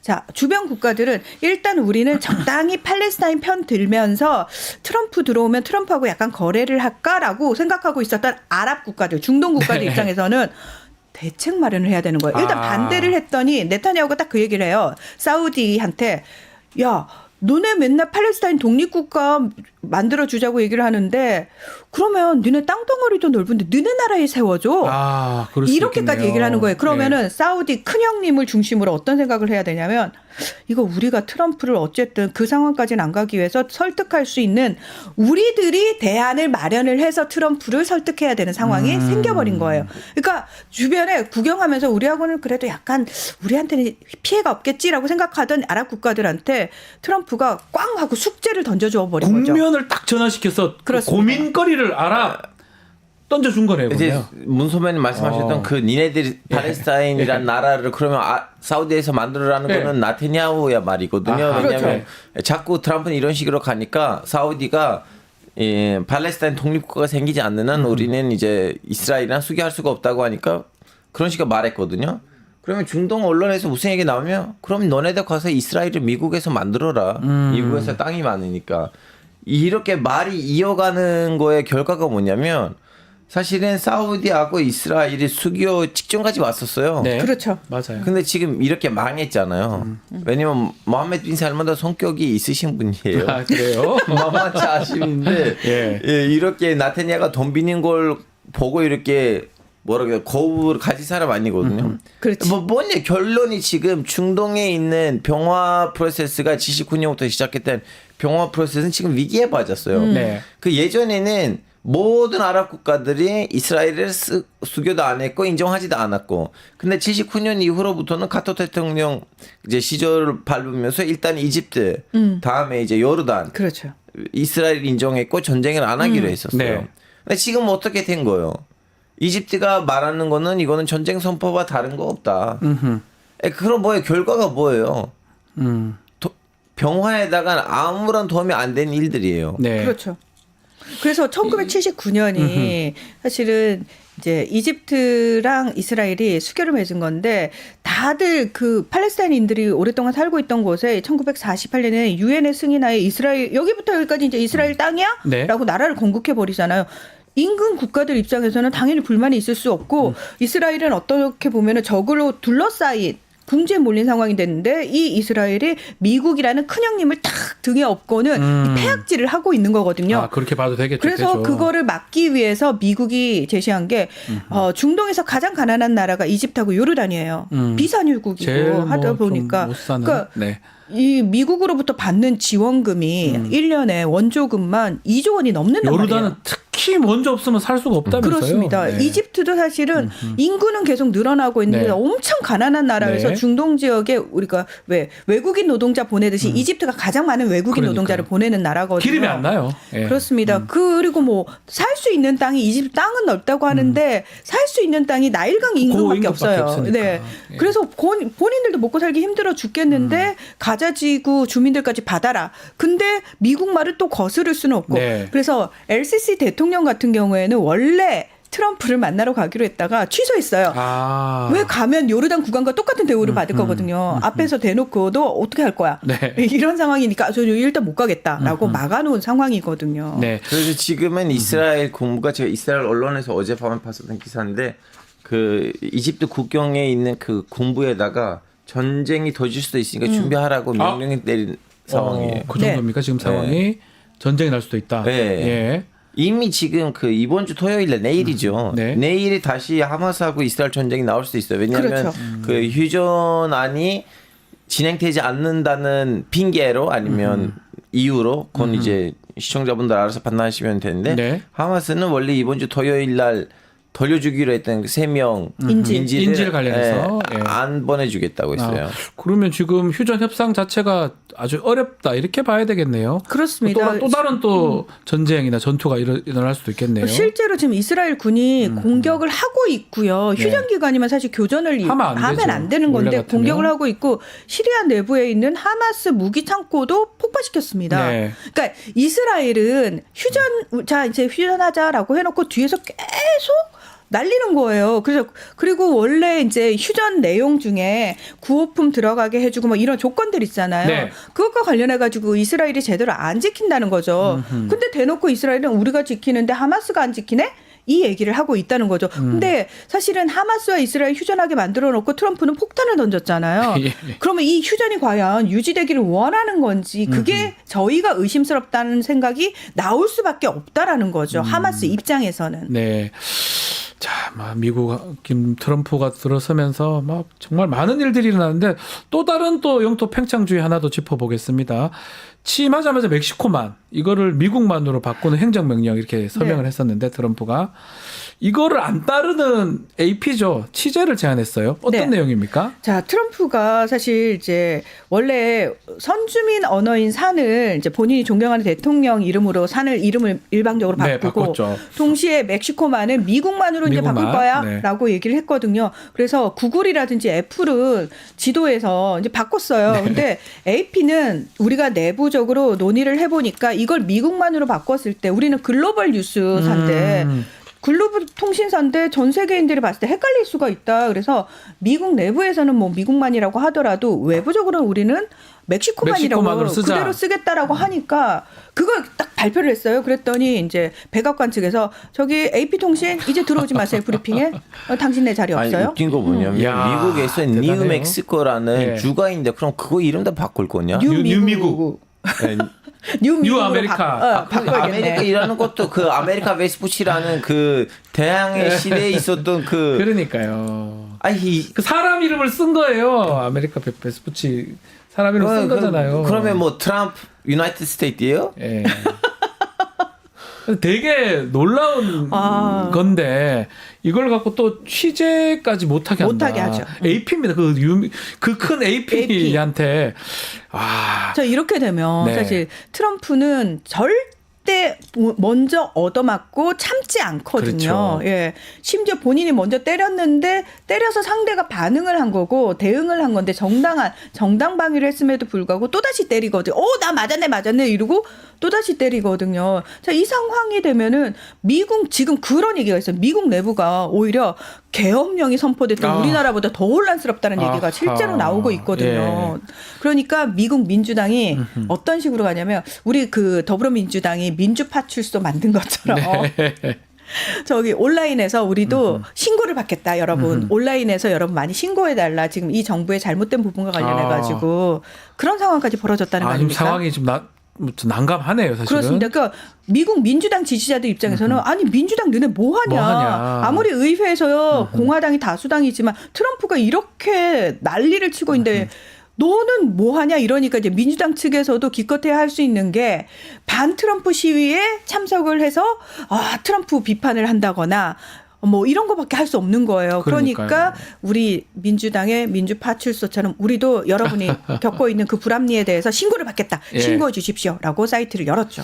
자, 이게 영토 확장 얘기가 지금 계속 하고 있는데 이거 또 다른 얘기긴 합니다. 트럼프가 그린란드 또 파나마 운하. 저 파나마 가요.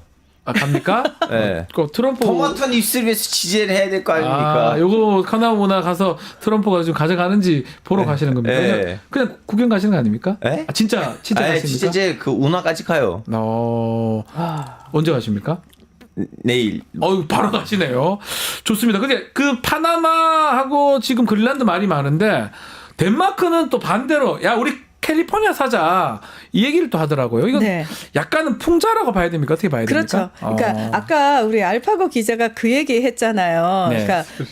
그러니까 말도 안 되는 소리를 하면은 말도 안 되는 소리로 응수를 하는 수밖에 없는 네. 거잖아요. 예. 말도 안 되는 소리를 하는 사람 붙잡고 상식적으로 이건 이렇고 저건 저렇습니다라고 말하는 게 의미가 없잖아요. 그러니까 덴마크인들이 야 우리 덴마크에 필요한 게 뭐지? 우리 부족한 게 뭐지? 햇살 떨어지고 좋은 해변에 우리도 그러면 가장 좋은 게 캘리포니아네? 마이 캘리포니아 청원을 올렸는데 50만 명 목표를 올렸는데 20만 명이 넘었다는 거 아니에요. 장난 아니네요. 우리도 돈 모아가지고 캘리포니아 사자. 가뜩이나 트럼프 캘리포니아 별로 안 좋아하는데 우리 살 수 있을 것 같아. 캘리포니아 또 민주당 쪽이에요. 당연합니다. 거기는 전형적인 블루웨이브 지역인데. 예, 그렇죠. 네. 근데 그 가격으로 따질 때는 살 수 있어요, 근데? 덴마크를 한 100배로 곱해야지 캘리포니아에 그러니까 살 수가 있냐는 거예요. 못 사죠. 아니 그러니까 이게 결국은 트럼프가 하는 말이 얼마나 황당하고 말도 안 되는 소리인지를 보여주고 싶은 거예요. 너네가 하고 있는 얘기가 이런 거야. 야, 니들 우리가 이렇게 캘리포니아 사겠다 그러니까 니 어떻게 느껴지냐? 좀 말도 안 되는 소리 하고 있어. 느껴지지. 우리가 지금 딱 그 기분이야. 역지사지를 보여주는 거죠. 거울 치료. 그 지난주에 저희가 탄핵 발의 뭐 얘기도 했는데 미국 국민들은 지금 안의 상황은 좀 어떻습니까? 크게 반발하고 있는 겁니까? 아니면 좀 겁을 먹고 있습니까? 공무원들한테는 이제 그 명령들 내려오잖아요. 그 위헌적이다라는 말을 많이 하고 있대요. 마찬가지네요. 위법이다. 이렇게 그러니까 얘기를 하겠네요. 정부 효율부라고 해가지고 머스크가 수장인 그러나 의회의 승인을 받지 않은 부처입니다. 그러니까 그게 또 놀라워요. 그렇습니다. 그냥 부처가 하나 만들어져 있고. 게다가 머스크도 특별 공무원 지위예요. 네. 이건 뭐냐면은 사실 의회 승인을 받은 부처 같은 경우에 거기 수장을 맡으려면은 상원 인준을 거쳐야 되는데 그런 거 다 필요 없이 본인과 관련해 가지고 어떤 검토도 안 하고 특별하게 정말 말 그대로 진짜 특별 지위 혜택을 부여받은 거예요. 맞습니다. 그러면서 본인이 잘 부릴 수 있는 사람들로 한 30-40여 명을 딱 꾸려가지고 그들이 백팩 메고 후드티 딱 입고 부처에 들어간다는 거 아닙니까? 들어가가지고 거기서 먹고 자고 하면서 야 이거 내가 보니까 이거 다 잘라야겠네 라는 식으로 지금 거의 3주 만에 거의 대부분의 연방 기관들을 다 장악을 했다는 거 아닙니까? 그러면서 트럼프가 거기다 힘까지 실어줬어요.